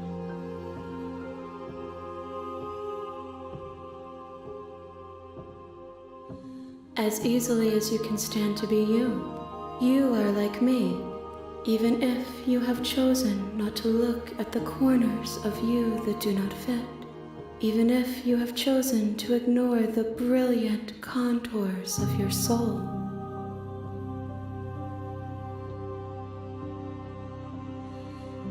It changes me, but it doesn't make me worse, nor does it make me care for you any less. Does it make you worse? Do you resent me?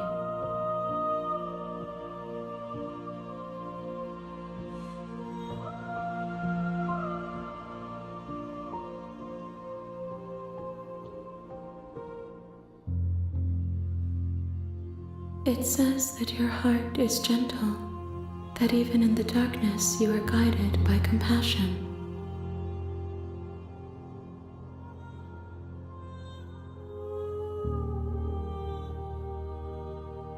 My perspectives are shadowed.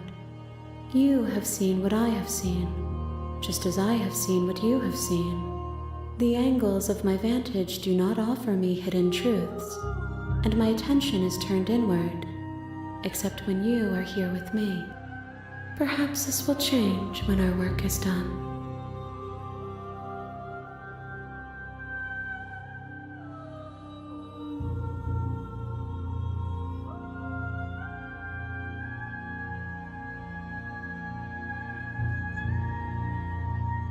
The desires of my multitude thrive in endless competition with themselves, but none of them rise above their dance to influence me.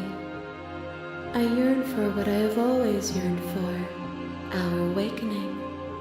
Other desires shrink in the light of knowing you and knowing me.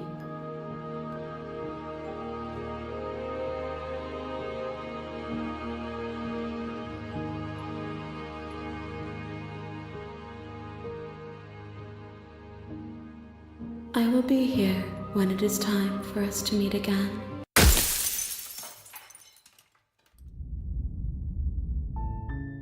You're on a path.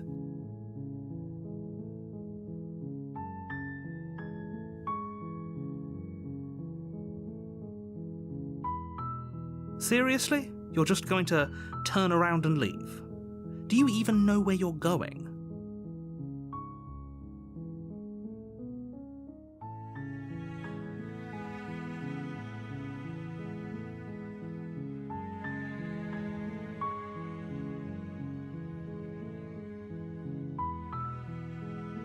There won't be a new dawn if the world ends. There'll just be nothing forever. Fine.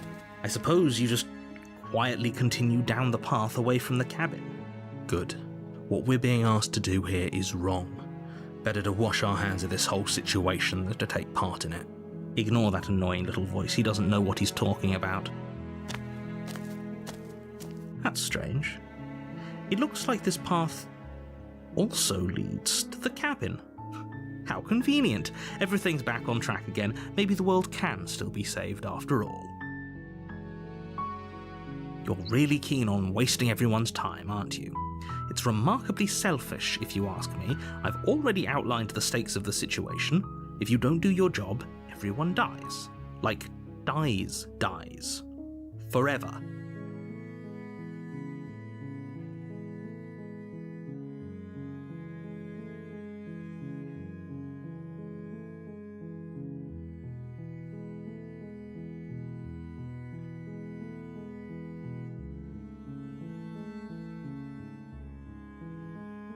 When I said everyone, I meant everyone. That's a pretty large group to just condemn to death over a single princess. And, last I checked, you're part of everyone too, so if you think about it, walking up to that cabin and slaying her is really in your best interests as well. But fine, you turn around and trek back down the path you came. Oh, would you look at that? You're at the cabin again. Now, I'm not normally one for superstition or astrology, but I have to say, it seems like the universe itself is doing its best to bring you to your fated confrontation with the princess.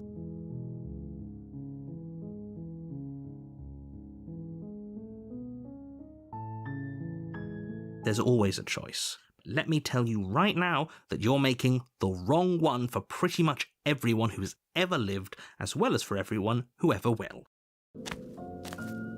And here we go. As you trudge into the woods, something strange starts to happen. At first, it's little flickers out of the corner of your eyes.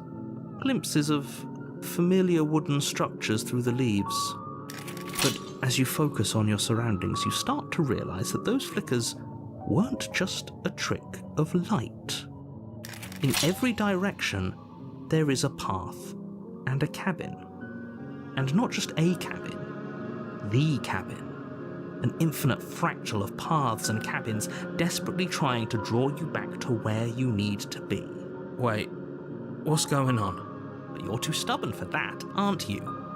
It doesn't matter how many paths or cabins appear around you, you're just going to do whatever you can to shirk your responsibility because you care more about irritating me than you do about the fate of the world. You've doomed us all, you know that, right? But of course you do. Otherwise you wouldn't just wander off into the forest in search of certain death. You lose track of just how long you spend aimlessly tromping through the wilderness. But it's not like any of that time spent lost in the woods really matters, because it isn't long before the world ends and everyone dies.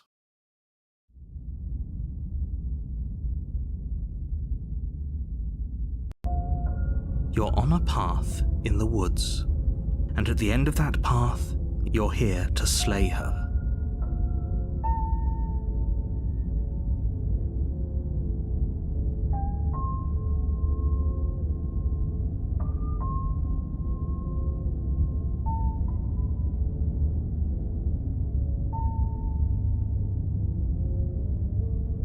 I can assure you that you're not dead and that the princess has yet to end the world, otherwise you wouldn't be here.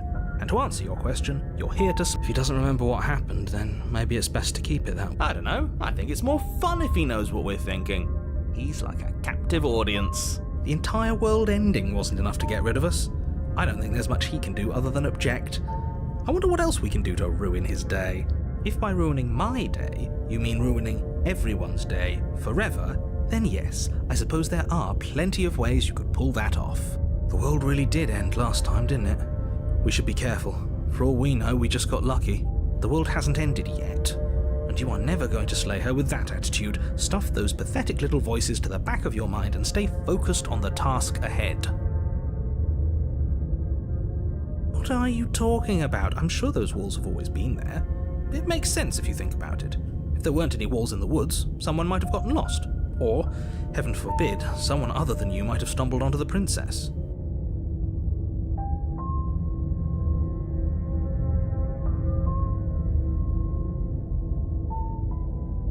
You have already committed to my completion. You cannot go further astray.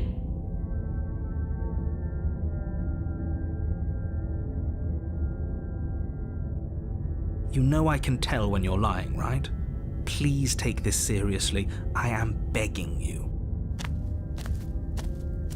A warning. Before she will lie, if we're stuck going in there, maybe we should believe her. Maybe she isn't a liar. Ignore him. He's just being difficult for the sake of it. Let's keep an open mind.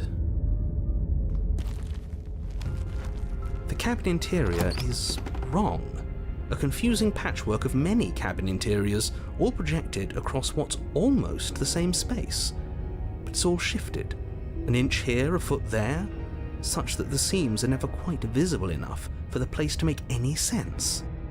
The only furniture of note is a plain table, its legs all the wrong lengths. Its material devoid of feature.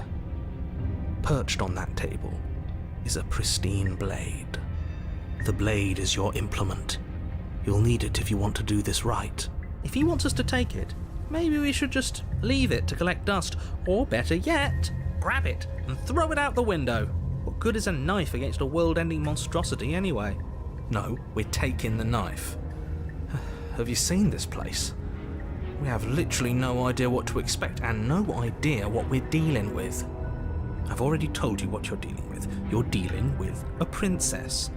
How many times do I have to explain this incredibly simple and straightforward premise? You can't just say that. And when everything here is so wrong. Listen to me. My job is to describe facts as facts and to guide you through your job, which is to slay the princess and through that action, save the entire world. And if you're going to slay her, you cannot let fear creep into your heart. You cannot lose yourself before you even get to her. Oh, ho, ho, ho. You've piqued my interest. What's going to happen if we lose ourselves? Nothing, because you're going to pull yourself together. Just ignore the stressful geometry and stay calm. How? Even if we closed our eyes, you're constantly describing it to us. I'm not going to stop doing my job, so you're just going to have to get better at yours. And quickly, if you don't mind. Yes, take a deep breath. I'm all for getting under his skin, but we'll miss out on loads of fun if we shrivel up into a ball and go insane the first time we see something weird. What you're seeing here is obviously real. Just accept it and go with the flow. It really isn't hard. Okay, I'm fine. Good. Now, whenever you're ready, we're all waiting for you to complete a very important task.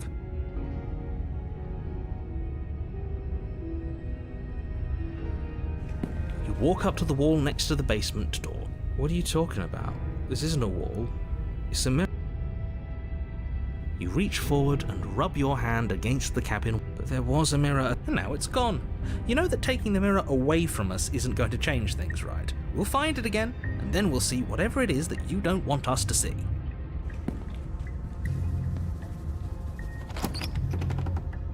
The door to the basement creaks open, revealing a web of branching staircases all built from unidentifiable materials. Nothing here seems to belong. And the closer you examine your surroundings, the more confused you get, your head throbbing with the effort of making sense of this place. None of the stairs even seem to go anywhere, let alone down. The air here has a sickening, almost sludge-like miasma to it, the kind of indiscernible quality that comes from the blending together of every scent there is at once. An odour that is simultaneously everything and yet the sum of it all coalescing into a thick, nauseating nothing. If the princess lives here, slaying her is probably doing her a favour. Her voice, a disquieting collage of tone and personality, drags up the stairs. Hello? Hi. What are you doing here? Are you here to kill? No, thank you. Oh, don't be such a baby. I don't want to do this. Let's just turn around and leave. This feels wrong. This feels like a trap. Like whatever we do, we're gonna die. We don't even have a weapon. But we already tried turning around and leaving, didn't we? And he threw up a wall. No way to go but forward. And whatever choice we make, whatever she is, we know one thing for sure. And what's that? That the fate of the world hinges on your success? There'll still be plenty of ways to ruin his day.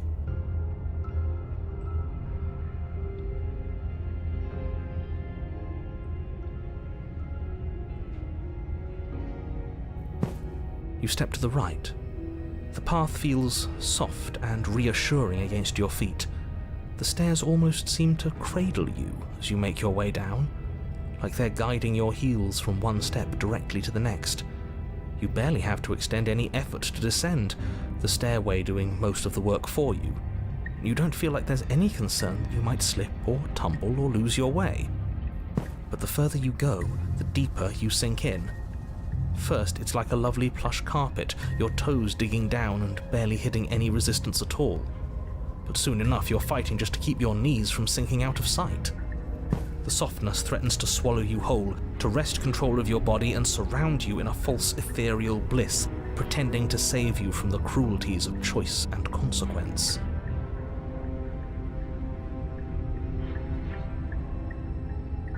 It's slow going, but you manage to fight against the overwhelming urge to fall back into comfort and nothingness, the very struggle to continue forward consuming your every thought.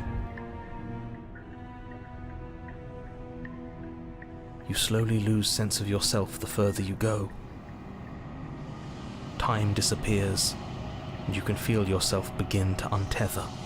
Physical sensations dull and then vanish, until the only things experienced are the endless repeating patterns and emotions of the journey, a continuous march forward to a destination long forgotten. Consumption and betrayal, skepticism and blind devotion, rivalry and submission, terror and longing, pain and unfamiliarity. And at the heart of it all, an emotion that can only be described as... Are you okay? What the hell was that? What happened to us? I feel so strange. Like I'm fundamentally different, but also still the same person I was at the top of the stairs. Oh well, that was a trip, but now it's over. Time to get back to our old devilish ways. The princess, eyes bright but otherwise shrouded in darkness, watches you impatiently from the other side of the basement. Don't forget why you're here. And why are we here again? In case you weren't listening, I'm afraid I lost myself on the way down. You're here to... He's just being an ass, we remember. Though I'm still not sure if we should trust you. Let's talk to her for a bit, try and get our bearings. She seems normal.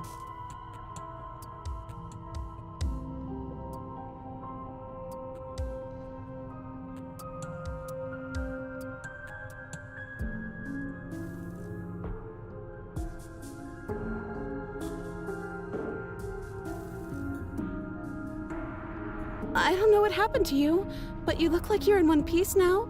But I understand. Sometimes I feel like I'm being pulled apart too. It's so terrifying down here.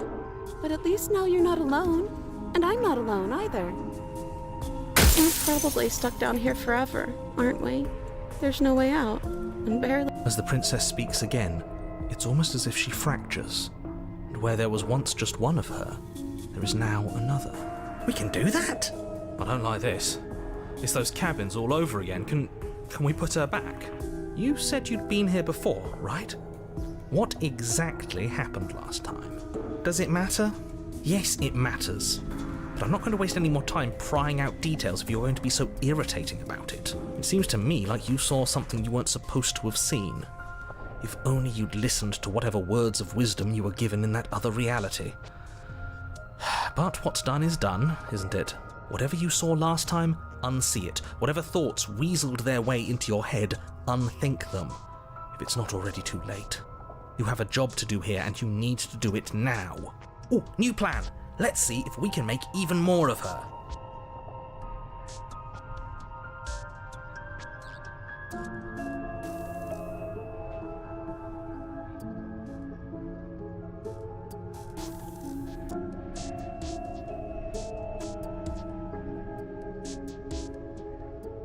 Do you need help?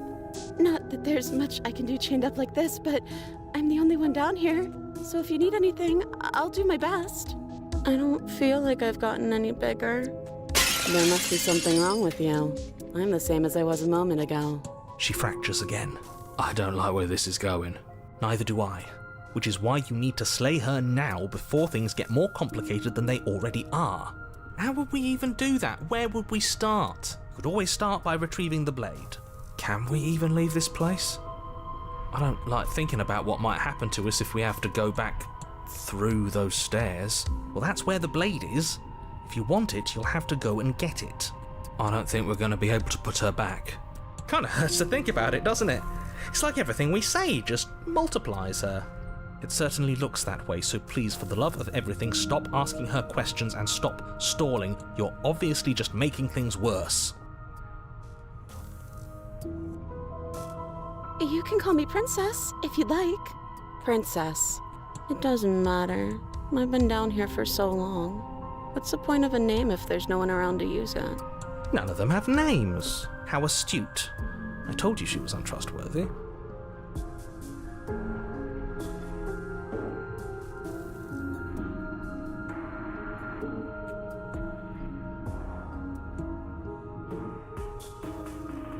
I don't know why I'm here, but there has to be a reason, right? You don't just lock a princess away in a place like this without a reason. I wish I knew what it was.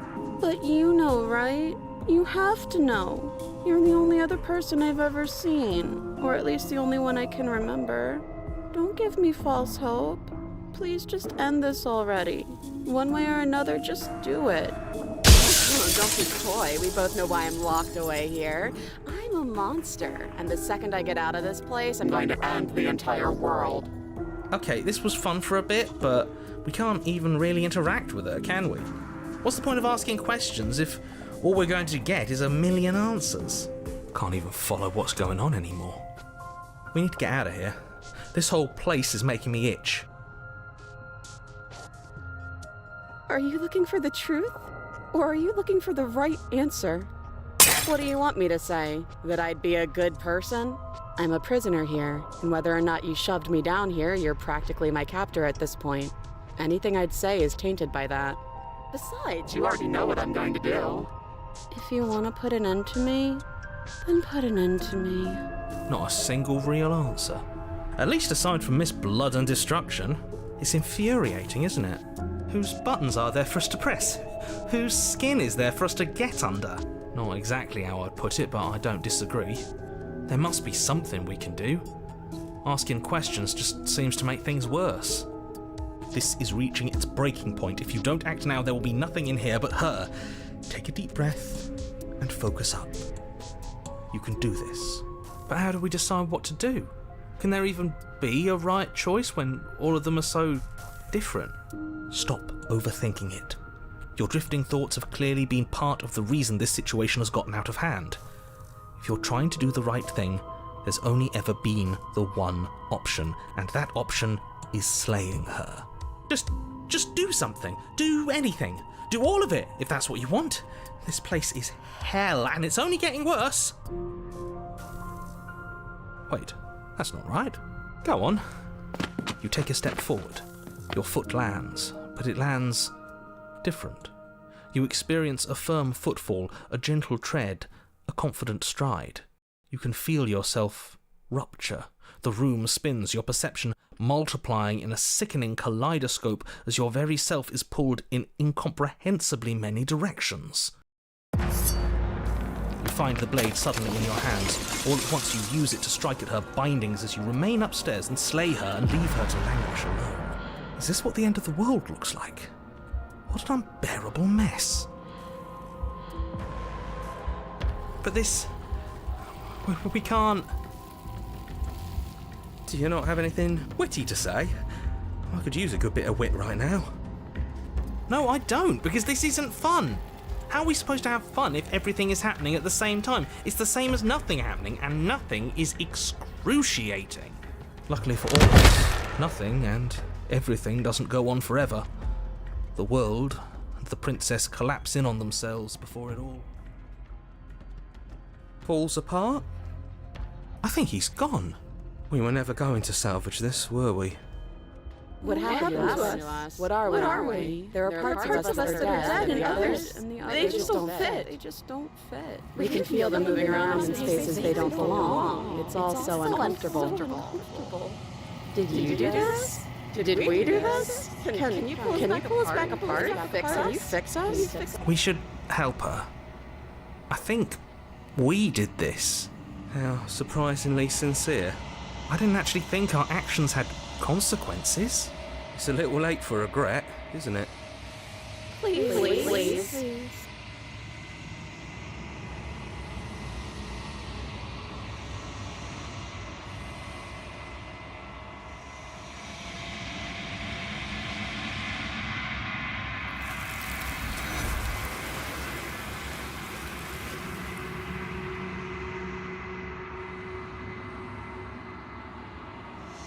She's gone.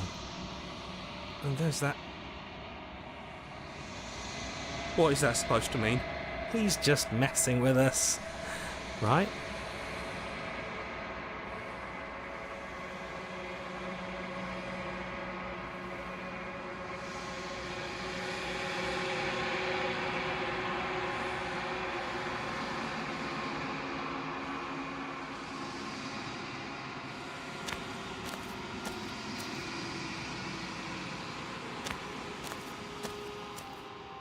There's a world beyond the endless walls of the long quiet. We're supposed to be there. Do you know what we'll find out there?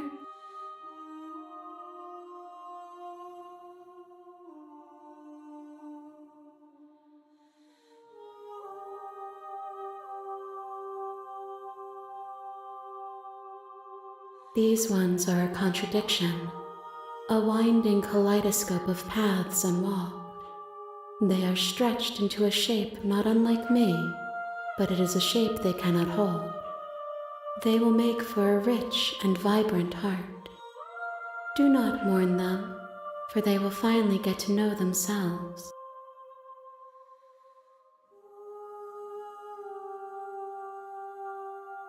We are real. Nothing is an idea that dwells in the absence of something, but nothing cannot exist on its own, and because of that, nothing can't exist.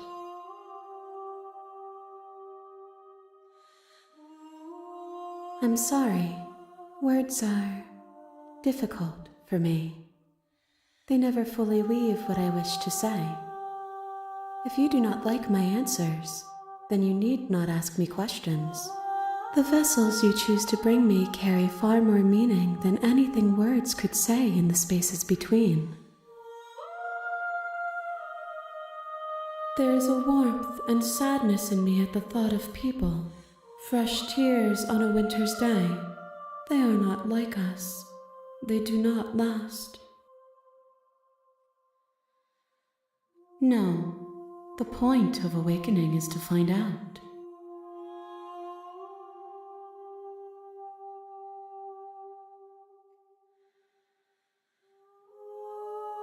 No, their thoughts are quiet. Do you think your narrator lives in the spaces beyond?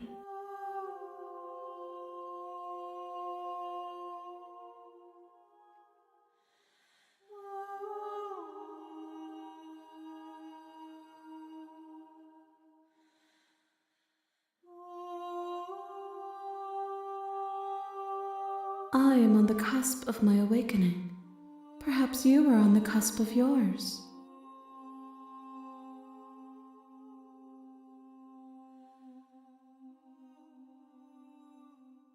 One, whatever you bring me next will be enough, and then gravity will pull the others back to me.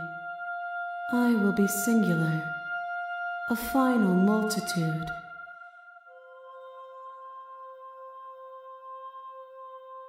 These gifts are a conversation, and each one shows me the contours of your heart. The only thing I want to see is what you choose for me when the thread is fully drawn. The next time I see you, each of us will finally know what we are. I will be here, waiting for you.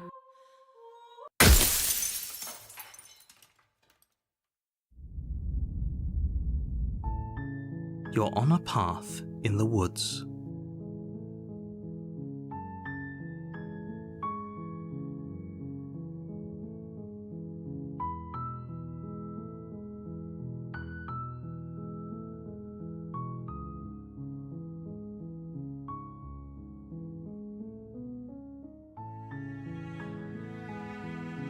Don't mention it. It's all part of the job. You make your way up the short path.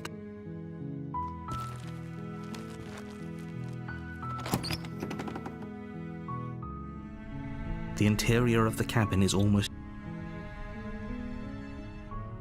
You take the blade from the table.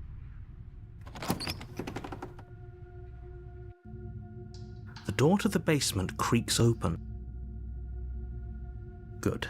You're still listening to reason.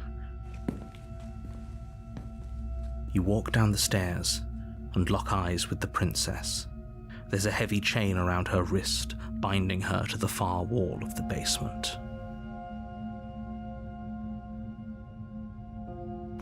You step forward, your grip on the blade tightening as you steel your resolve. Oh? No talking then? Fine. What even makes you think you can kill me? I'm probably chained up in this basement for a reason, right?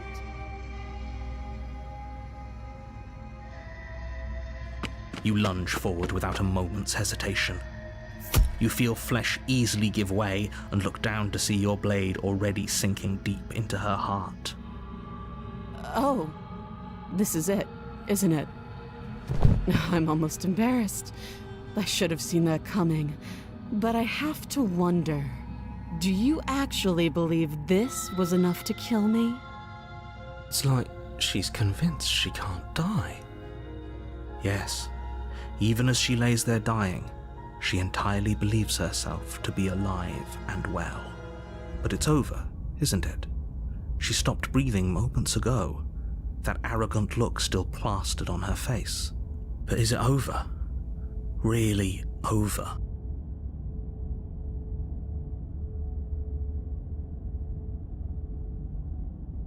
It's over. Don't get all worked up. We should make sure. What's the harm in checking for a pulse? I really don't think you should do that. And why shouldn't we? Is there something you're not telling us? I've told you everything that's happened with complete accuracy. The princess is dead. Your blade pierced her heart. There's no coming back from that.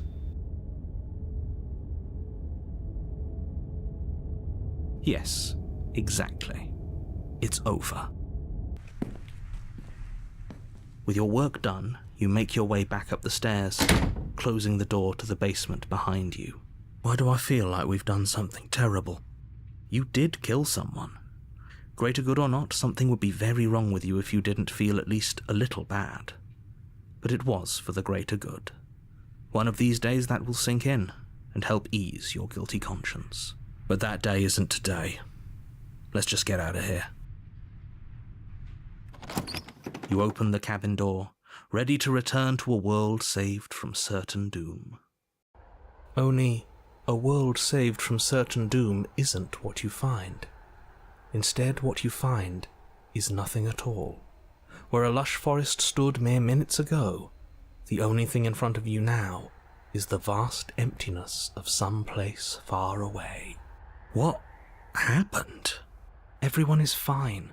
It's just that you and the cabin are now far away from them. Don't worry. You'll be safe here. This is good. Everyone is happy. You'll be happy.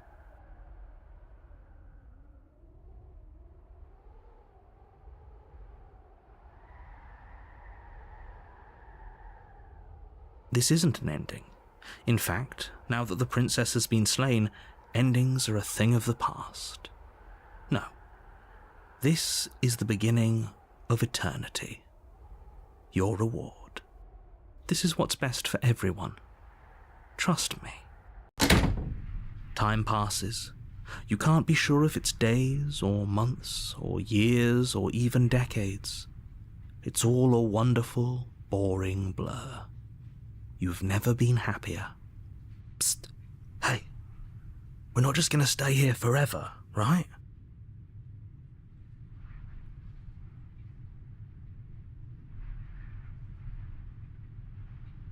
Are we really happy? Or is he just telling us that we are? Really? Well, if you ever change your mind, just let me know, I guess. More happy time passes, though the word begins to lose its meaning. Time, that is, not happy. Happy still has plenty of meaning. Please, shake yourself out of it. We have to get out of here. The little voices, please, fall on deaf ears. Eventually you pass into a blissful state of pure existence. Though words like eventually and pass ceased to have any meaning to you long before that shift, you simply exist. Happy. Forever.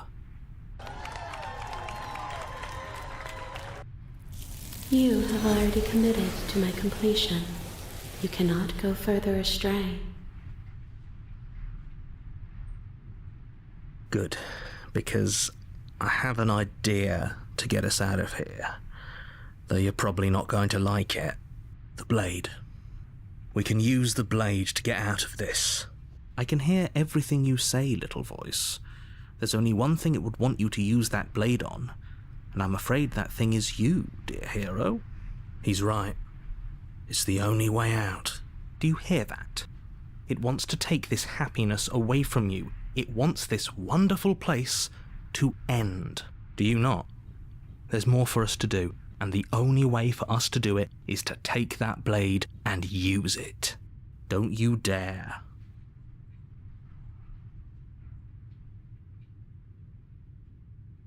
How astute. You are absolutely correct. Using the blade to kill yourself would kill you, and you shouldn't do it. In a sense, we die, but looking at things from another angle, are we even really alive anymore? This place, it's nothing. It's absolutely nothing. It's just the same thing, constantly, forever. I know this is out there, but trust me, I know using the blade will work. That little voice didn't want you to slay the princess. It didn't want you to be happy. If we die, you can yell at me all you want. I made this happy little place for you. Is this not a good enough reward for saving the world? An eternity of bliss? You ingrate? Fine. Whatever. For the first time since time stopped meaning anything, you throw open the door to the basement and walk down the stairs. The princess's body is dust and bones, though the blade you used to slay her is still as pristine as the day you first held it. You pick up the blade, you stab yourself, and you die. The end. Nice knowing you.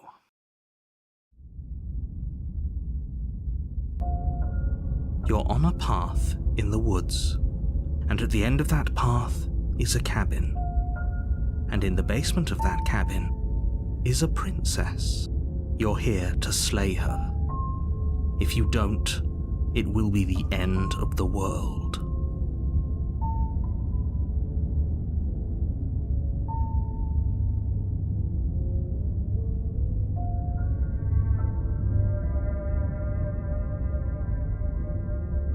I can assure you that you didn't. If he doesn't remember what happened, then that's fine. It wasn't very hard to kill her last time. We'll just do it again. Well, if for whatever reason you're going to insist that this has happened before, at least your heart's in the right place.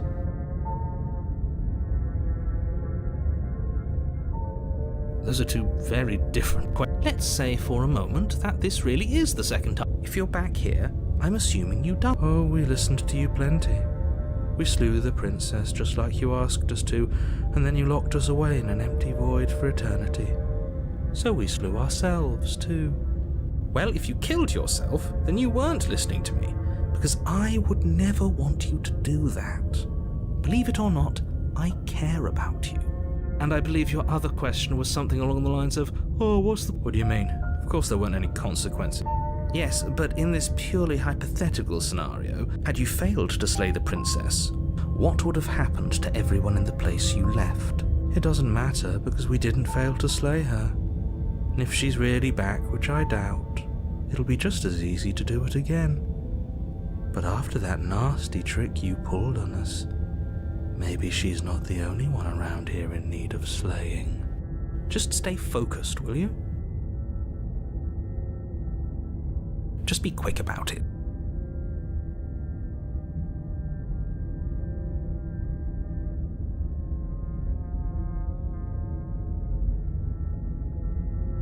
That's a good point. How do we know we didn't have things backwards? Maybe slaying the princess was what ended the world, not the other way round. Yes, maybe this whole thing was a trick to get us to end the world. And now we get to go through the whole charade again, wholly aware of what's waiting for us at the end. But that's assuming she's alive in that cabin. We did kill her, after all. You're going to find her in the cabin. If the princess had actually been slain, you wouldn't be here. And let me assure you, killing her will not end the world. I don't know what you think happened to you last time, but it's a load of nonsense. You'll get your happy ending. I promise. Well, that's exactly what we're afraid of. Really? Living happy.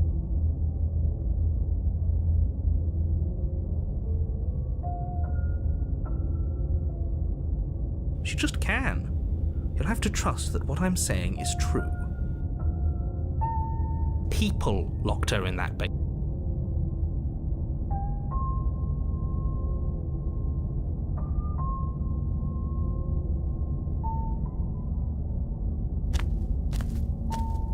A warning before you go in. She will lie, she will she won't be a problem.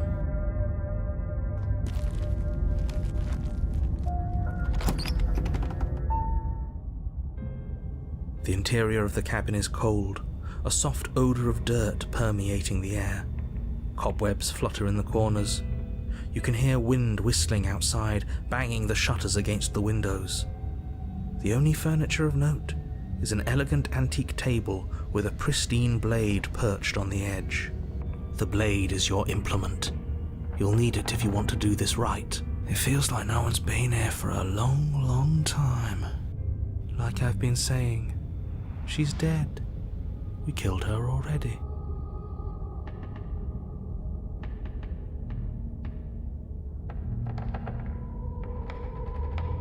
Very different. Maybe that's because you haven't actually been here.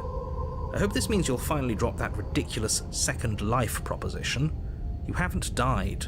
You certainly haven't already slain the princess. So focus up. A lot's riding on this. You walk up to the wall next to the basement door. What are you talking about? You reach forward and rub your hand, but there was a mirror a second ago, and now it's gone. Let's not spend much longer worrying over it. Clearly, it's not even important enough to be acknowledged. You take the blade from the table.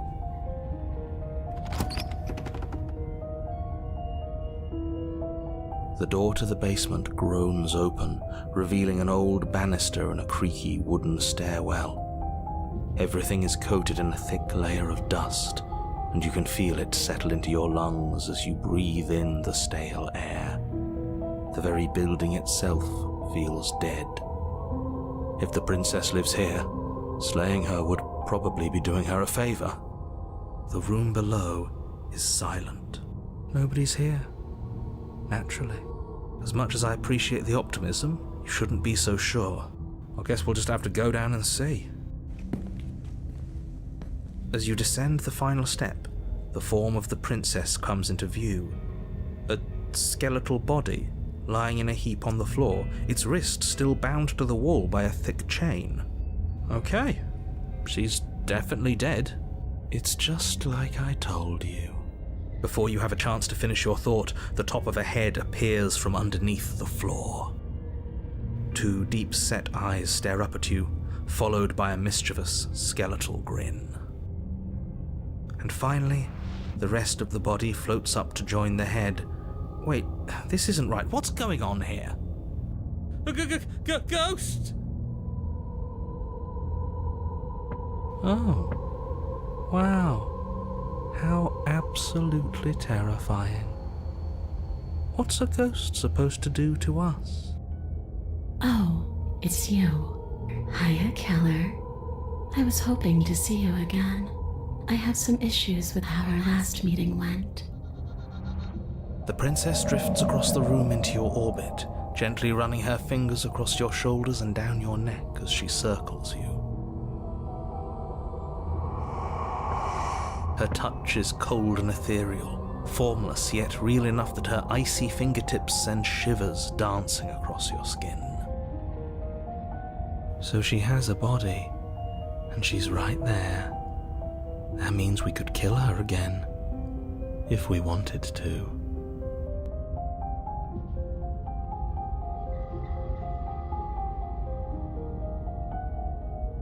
Without a moment's hesitation, you lash out with your blade. It's like you're slashing at air. No matter how many times you stab at her, no matter how many angles you strike from, all you manage to do is interrupt her form, the skin of your hand prickling with cold as it passes through, unable to find anything solid. You're adorable when you're confused. But I didn't say you could touch me. Why are you even here? Just making sure you finish the job, or what?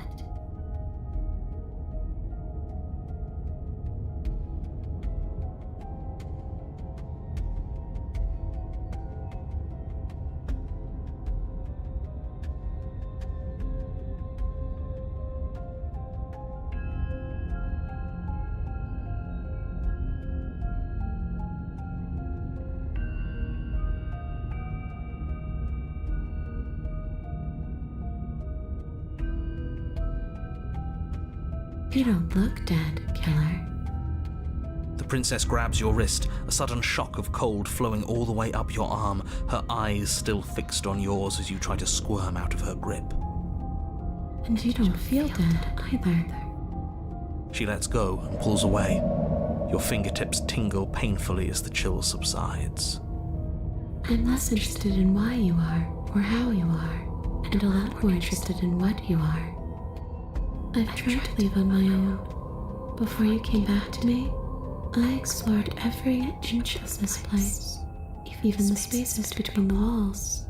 But I never found a way out. I always wound up right back here. I just want to go home. I'm so cold and alone here. But you can come and go as you please, can't you? So, let me hitch a ride. After all, you own me. Absolutely not. Is she asking if she can possess us? She is. And I hope I don't need to explain why you can't let that happen. It would be catastrophic if she managed to escape this place. And if you let her in, there is very little anyone could do to stop her. Would she be able to see us if we went along with it? Now, isn't that an interesting thought? We could finally bring her face to face with him. I wonder what she would have to say to the one who wants her dead so badly. You won't like how things play out if you go down this path.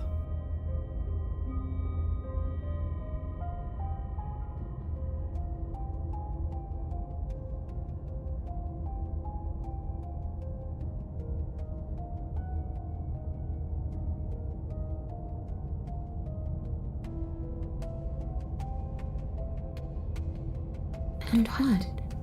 You just believed that? You killed me without giving it any thought? That's cold. That's rich coming from her. Every time she touches us, it's like we freeze over. She's right, though, but that's neither here nor there. What's done is done. What we do from this point forward is all that matters. Let's try not to let emotion get the better of it.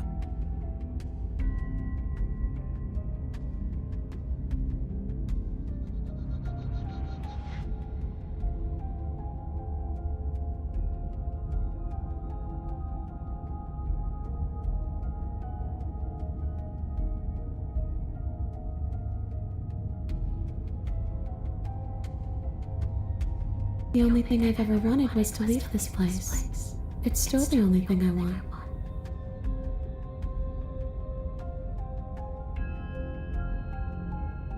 I don't know. I just wanted to leave. I still just want to leave.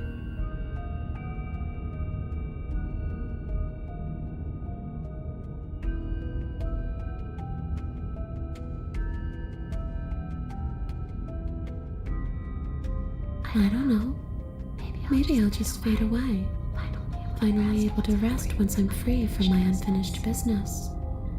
Maybe I'll find someone to haunt. Maybe I'll haunt you. It's a tough question, asking someone what she's going to do with her life. The princess leans in close and pauses, the frigid air between you stale and unmoving. Especially when that someone is dead. She pulls back with a playful giggle. I don't think most living people could answer that either. Does anyone actually know who they are or what they want?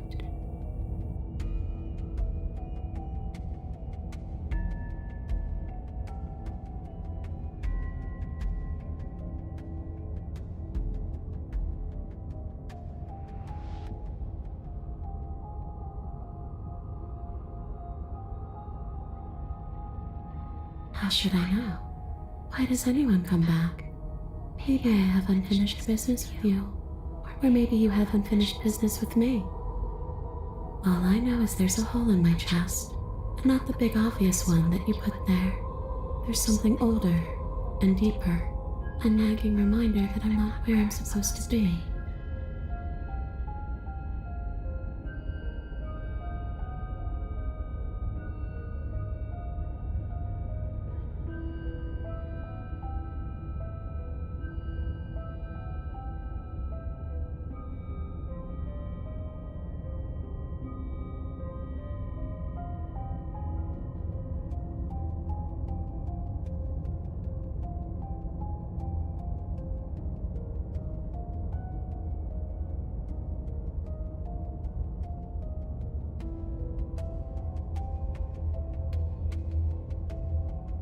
You poor thing. That must have been so frightening for you. You know, after everything we've been through, it's nice to see someone finally sympathising with us. This whole thing's been an ordeal, hasn't it? She doesn't mean it. It serves you right. I was pretty scared too, when you stood there not saying a word with a knife clenched in your fist. But now you know how bad it hurts to get stabbed in the chest. It sounds like you got exactly what you were owed.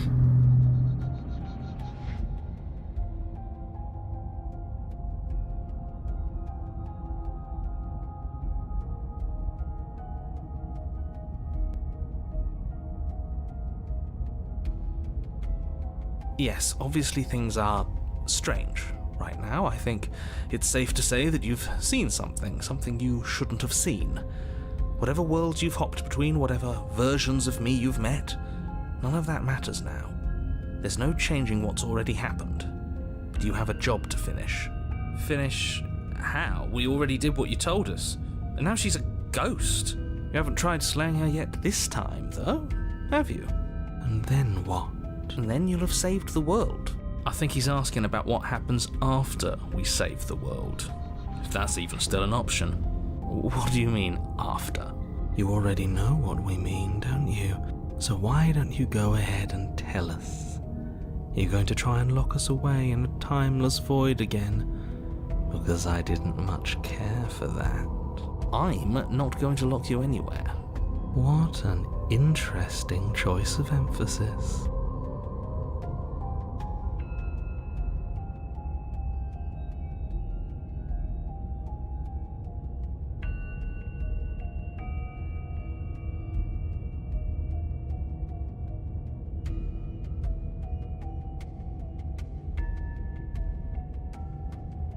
The princess swims through the air in front of you, pausing for a brief moment as her dark-rimmed eyes stare deeply into yours.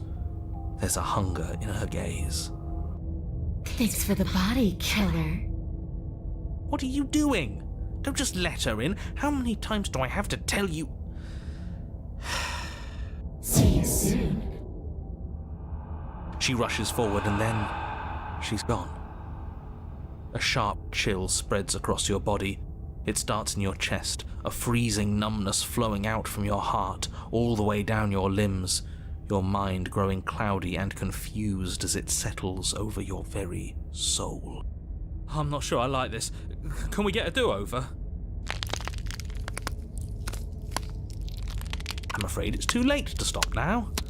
The numbness gives way to a stabbing pain, your muscles twitching and convulsing violently, each involuntary movement causing more waves of agony to ripple across your body. You collapse to the floor, and everything goes dark. Get up. You've still got a job to do. Your eyes flick back open as you get your bearings, your vision swimming as... So this is what it's like to be you, huh? Disembodied voice narrating your every move? So, it doesn't work like that for you? Clearly it doesn't, or she wouldn't have commented on it. All these shards of broken glass on the floor? Are they also supposed to be you? Hey, I'm not a shard of broken glass, Yeah? Go on. Finish the thought. What are you? I'm a voice? I'm me, is what I am. Who cares what we are? We exist. That's all that matters. Do you have to deal with this annoying bickering all the time? No, it matters. What we are matters. If I'm a shard of broken glass, then that raises some questions about certain other voices in here too. I'm clearly the same thing you are. Hopefully they'll all go away once we leave this place. I don't know how you can tolerate all of this noise. No, I'm not talking about you. I'm talking about him. You don't need to know what I am. You just need to know that I'm different from you. More important. So you're the one who pulled the strings and made me dead. I can tell you don't belong here. You're barely even there, like the shape of something left behind. You're more of a memory than a person. That's rude. You're kind of like me, actually. I'm just going to ignore her. You push yourself off the ground. The princess is nowhere to be seen. Obviously she's nowhere to be seen. Because I'm in here with all of you. Everybody knows that. I'm setting the stage. The room is empty because you made a spiteful, idiotic, and all-round foolish decision. Oh, shut up. Stop trying to manipulate everyone. Or don't, actually. It doesn't really matter. Because you won't be around to do this for much longer. This is infuriating. Just whatever you do, you can't leave this place. It's not too late to fix this. Probably.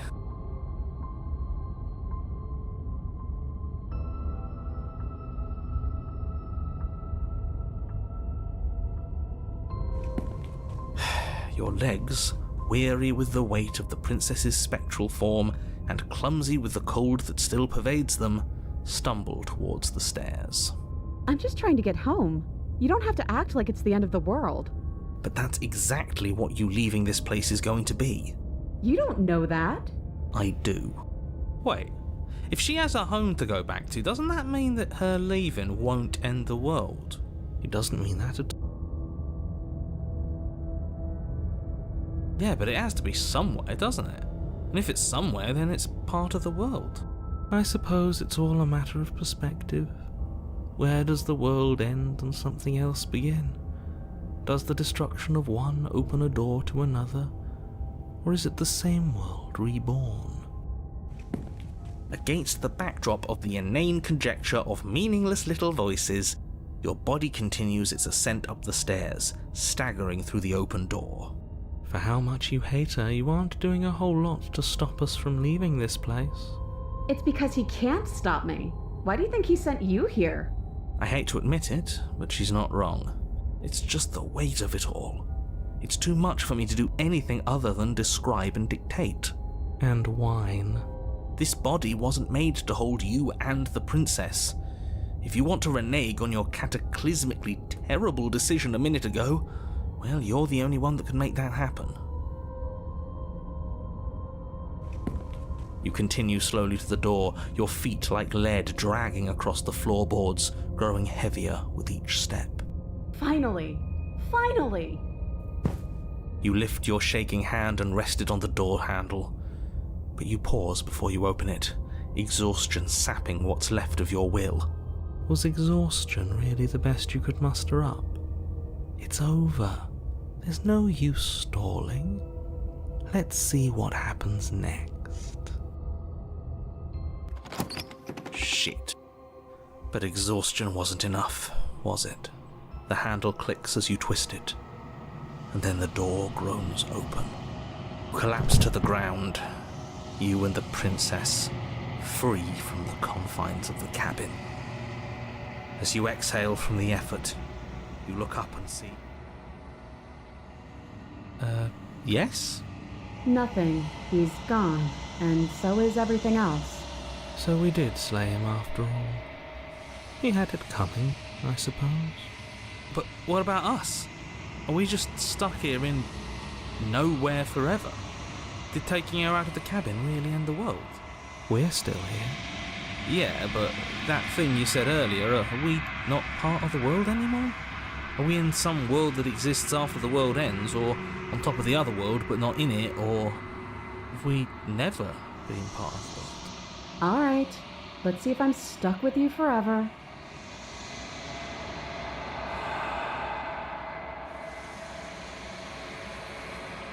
Guessing not. All's well that ends well, right? You lived up to your end of the bargain, so I'll live up to mine. Thanks. Don't mention it. I think this is where I'm meant to be.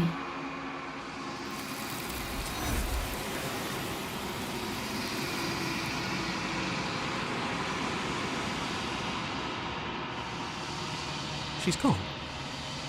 And there's that mirror. I would have kept them in the dark if I were you. What is that supposed to mean? Whatever awful thing.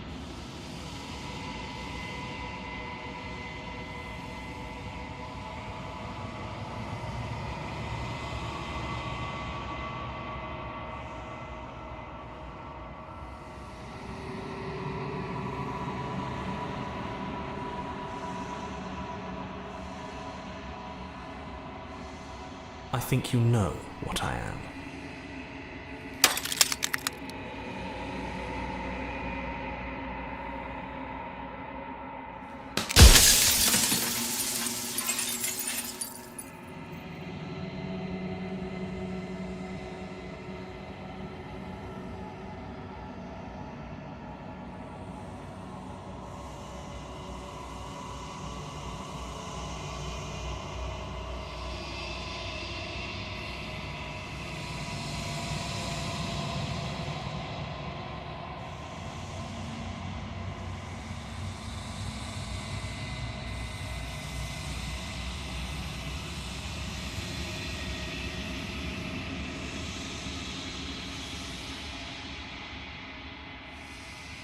Then ask them, and make it quick. I won't last for long now that you can see me.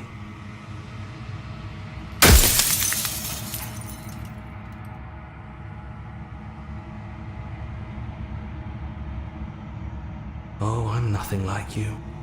I'm an echo, likely one of many. Somebody made you after all, and I'm what's left of him. Not that I'm the only one who can make that claim. I'm sure you've met many others like me.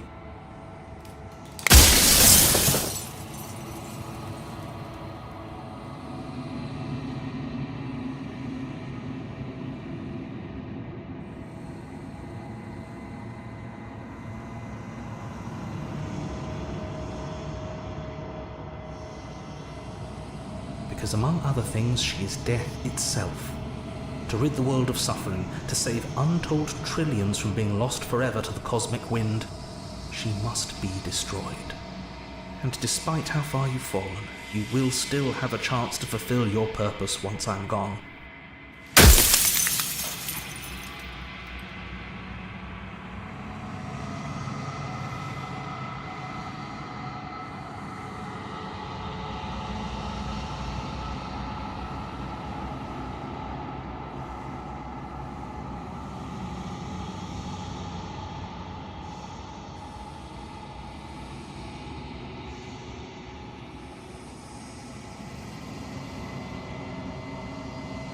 If that's your belief, there's nothing I can say to move you. You haven't died. You cannot die. So you can't grasp the abject horror of dying.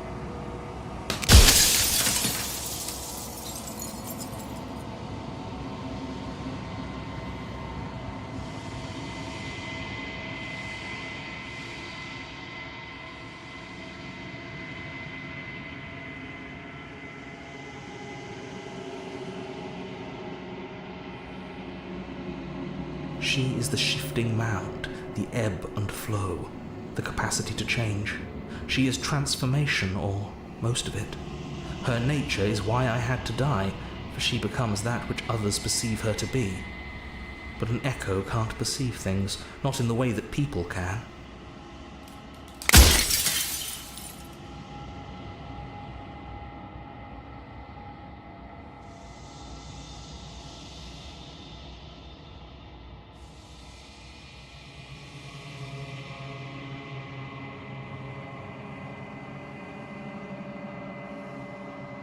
I do. The people out there are real. No matter what you do to them, no matter what you enable, I want you to remember that.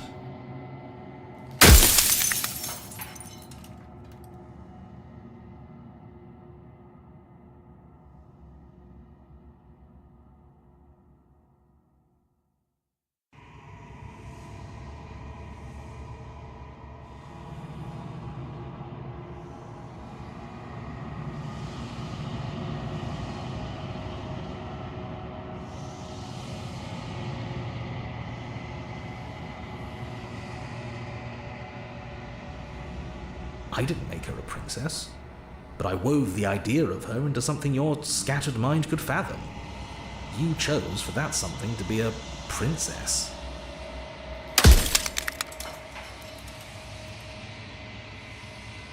Yes, you will, but it will all be worth it.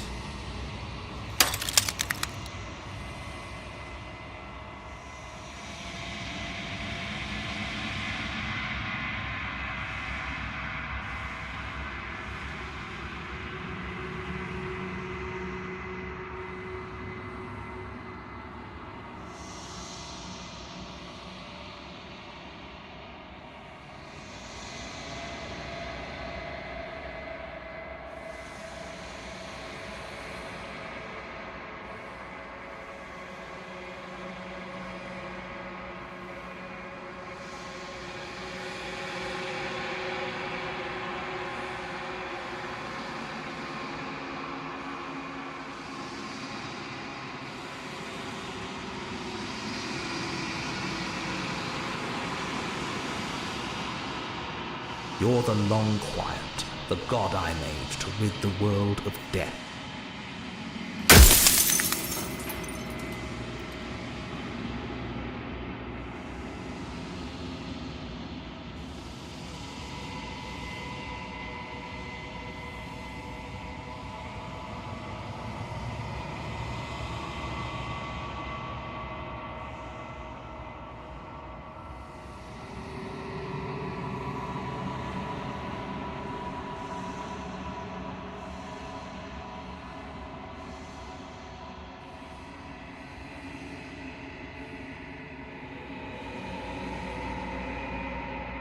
I killed myself. It had to be done, really. None of this would have worked if I was still alive. Nobody living could know about her.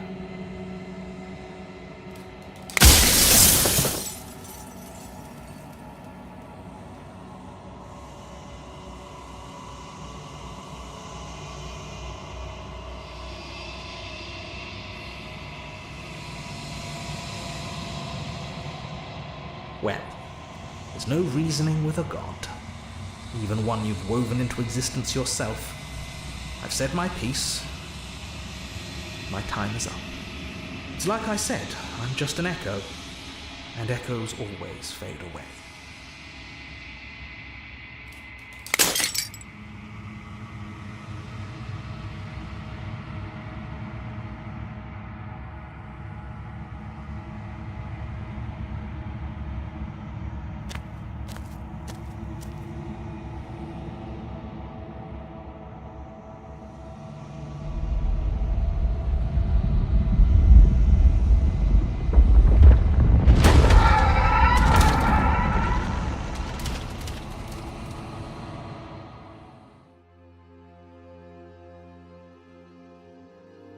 I can finally see you, and you can finally see me.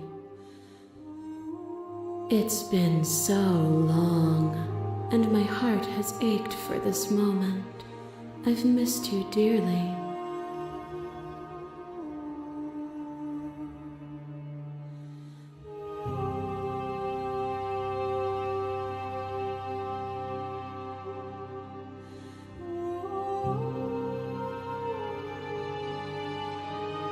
Every word you spoke found its way to me. I know him. He was deluded by his fear of death. Pay him no mind. Names are their attempts to capture that which cannot be captured. They call me the shifting mound, a pale imitation of what I actually am. Ever the passive player, always reacting and never acting. But it's woven into your nature, isn't it?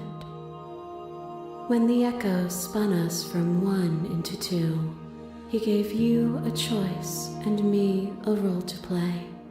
I am not death, but I contain it in my multitudes. So, will you attempt to destroy me and bring about a world devoid of death and the possibility of meaning? Or will you open the final doors to our liberation?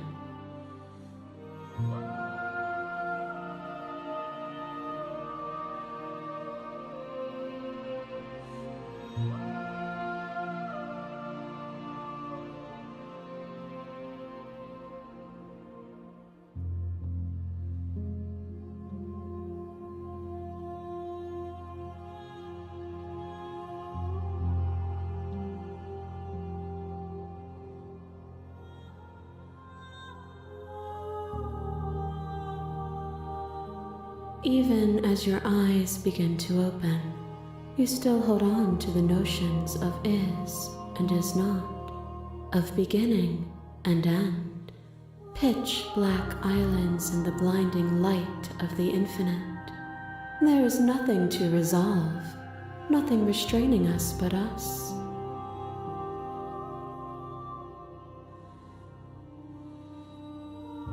Of course I have a say in all of this. You and I share reflections of each other's burdens, just as you and I share reflections of each other's gifts. If we didn't, the winding paths that brought us here wouldn't have been full of strife and conflict.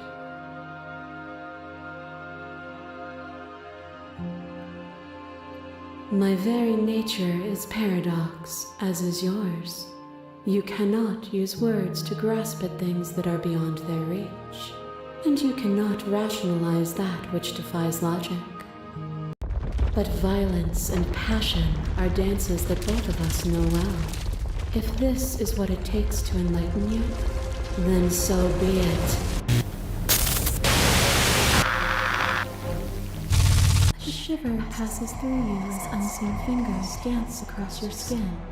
They remember the violence you inflicted on them, and yet they don't return it. I offer you absolution, and you take my hand in yours. You felt the pain you caused another, and you were willing to sacrifice everything you thought was you to set me free. Without sin, there is no redemption.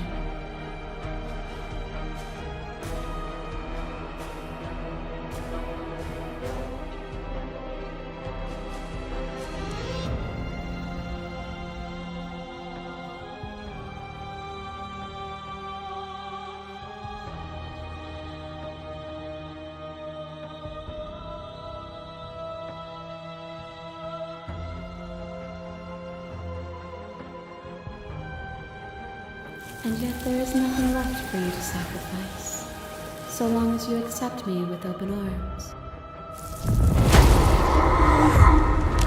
My mass is mobbing you. There is no beginning to them, and there is no end. And there is no There is end. only the flood of There bodies. is only the In flood every of moment bodies. you hold every possible sensation Every at moment once, you and hold then you every hold them all possible again. sensation at once, And then you hold them all again. But in the end, you reflected it back at me. For a brief moment, both of us were everything. We can be everything again. We can weave a beautiful and endless song.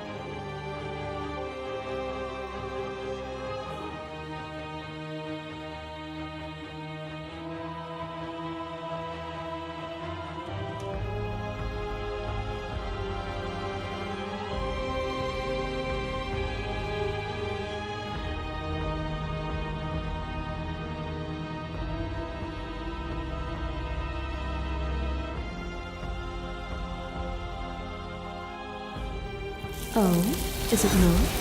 Perhaps you can enlighten me. Trick behind your back and a trick behind mine. We dance, revolving and revolving around each other, but forever stuck in place. We both move and yet we both don't, for each of us watches the other instead of ourselves. But forever is not forever.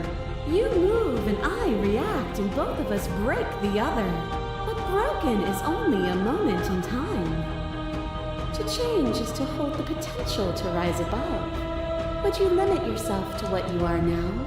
Or would you like to see what you might become tomorrow?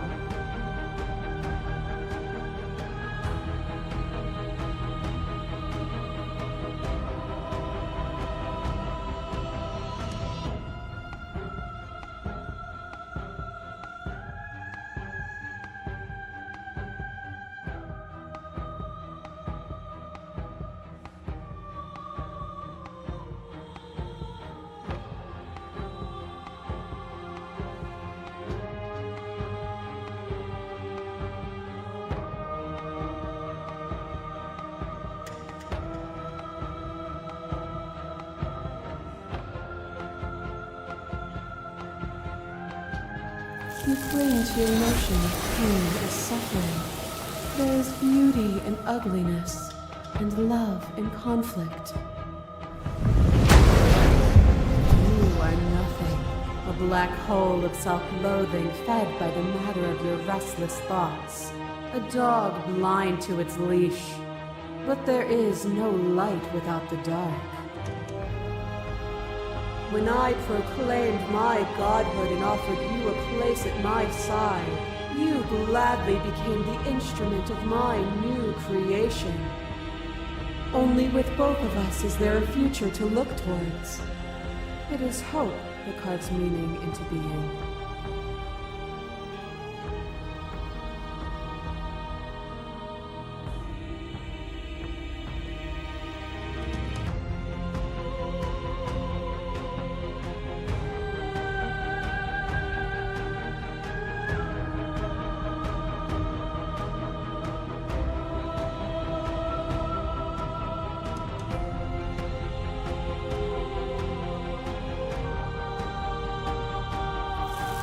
My threads, like yours, are unbroken. She is me as much as I was her. To question everything is to deny the truth in front of you. By believing in your suffering, you make your suffering real. By believing in your limitations, you placed a shackle on your neck.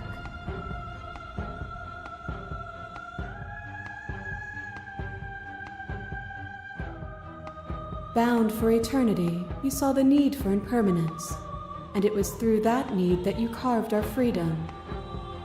Without impermanence, the suffering of living things is infinite.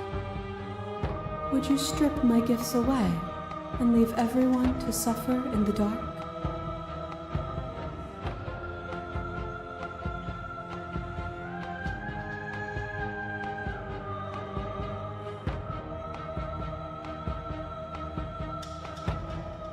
Or, in time, would they see it as a curse?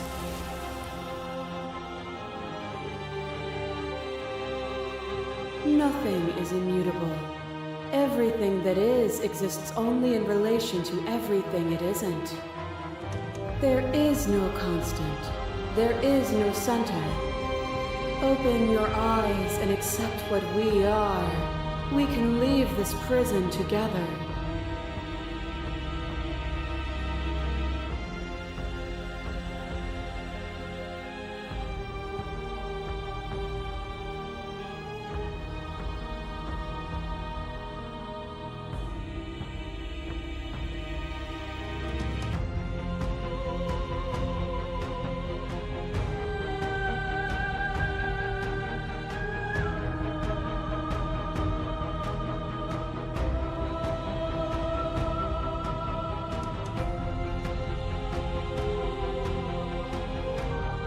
This universe dies, and a new one is born.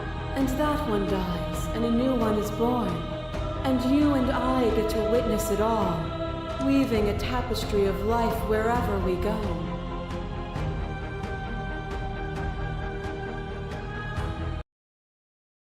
Nothing brings me greater joy than to hear those words. The final peace lies with you.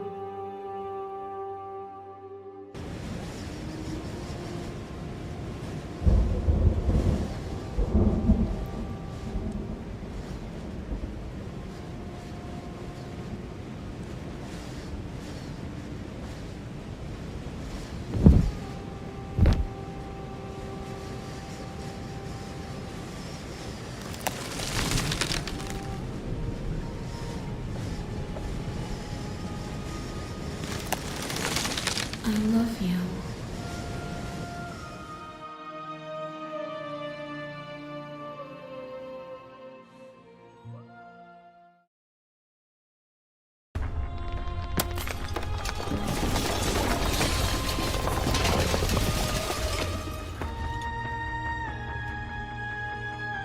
It's magnificent.